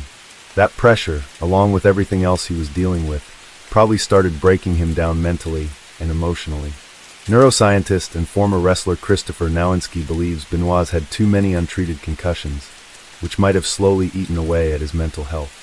Nowinski pointed out that Benoit was one of the few wrestlers who willingly took chair shots to the back of his head, which was downright reckless. After testing Benoit's brain, Dr. Julian Bales, head of neurosurgery at West Virginia University, found that Benoit's brain was in such bad shape that it looked like it belonged to an 85-year-old Alzheimer's patient. Other tests revealed Benoit had severe chronic traumatic encephalopathy, with damage spreading across all 4 lobes of his brain and brainstem.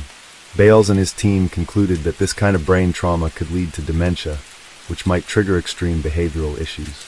Benoit's father later suggested that this brain damage was likely the root cause of the tragic murder-suicide, but the WWE dismissed this as speculative. Nancy had also filed for divorce in May 2003, claiming abuse from Benoit, but withdrew the filing 3 months later. In 2008, the Atlanta Journal-Constitution reported that Nancy may have suspected Benoit of having an affair with a female WWE wrestler, and the couple might have also fought over a life insurance policy. This information came from a report released by the Fayette County Sheriff's Office. There's no simple answer to what caused the Benoit family tragedy, but several theories have tried to make sense of how everything went so horribly wrong. WWE Chairman Vince McMahon weighed in on the tragedy, saying that it was a result of mental health issues combined with the brutal physical toll of Benoit's wrestling career. McMahon believes that Benoit's actions weren't just about steroids, but rather the damage done to his body and the emotional strain he was under. While McMahon's comments were controversial, it makes sense when you consider how wrestling affects people physically and mentally. Benoit was clearly struggling, and this was a tragic result of the years of stress, both physical and emotional, that he'd been under. A strange detail also surfaced when a statement about Nancy's death was added to the Chris Benoit Wikipedia page just 14 hours before police discovered the bodies of Benoit and his family. The update read, Chris Benoit was replaced by Johnny Nitro for the ECW World Championship match at Vengeance, as Benoit was not there due to personal issues stemming from the death of his wife Nancy. It was spotted by Wyconos and later picked up by Fox News. The addition was made at 4 a.m. on June 25th, nearly 10.5 hours before the bodies were discovered at 2:30 p.m. the same day. What's more bizarre is that the IP address of the editor traced back to Stamford, Connecticut, the WWE headquarters at the time. When this early report made its way into the media, the anonymous editor claimed it was just a huge coincidence and nothing more.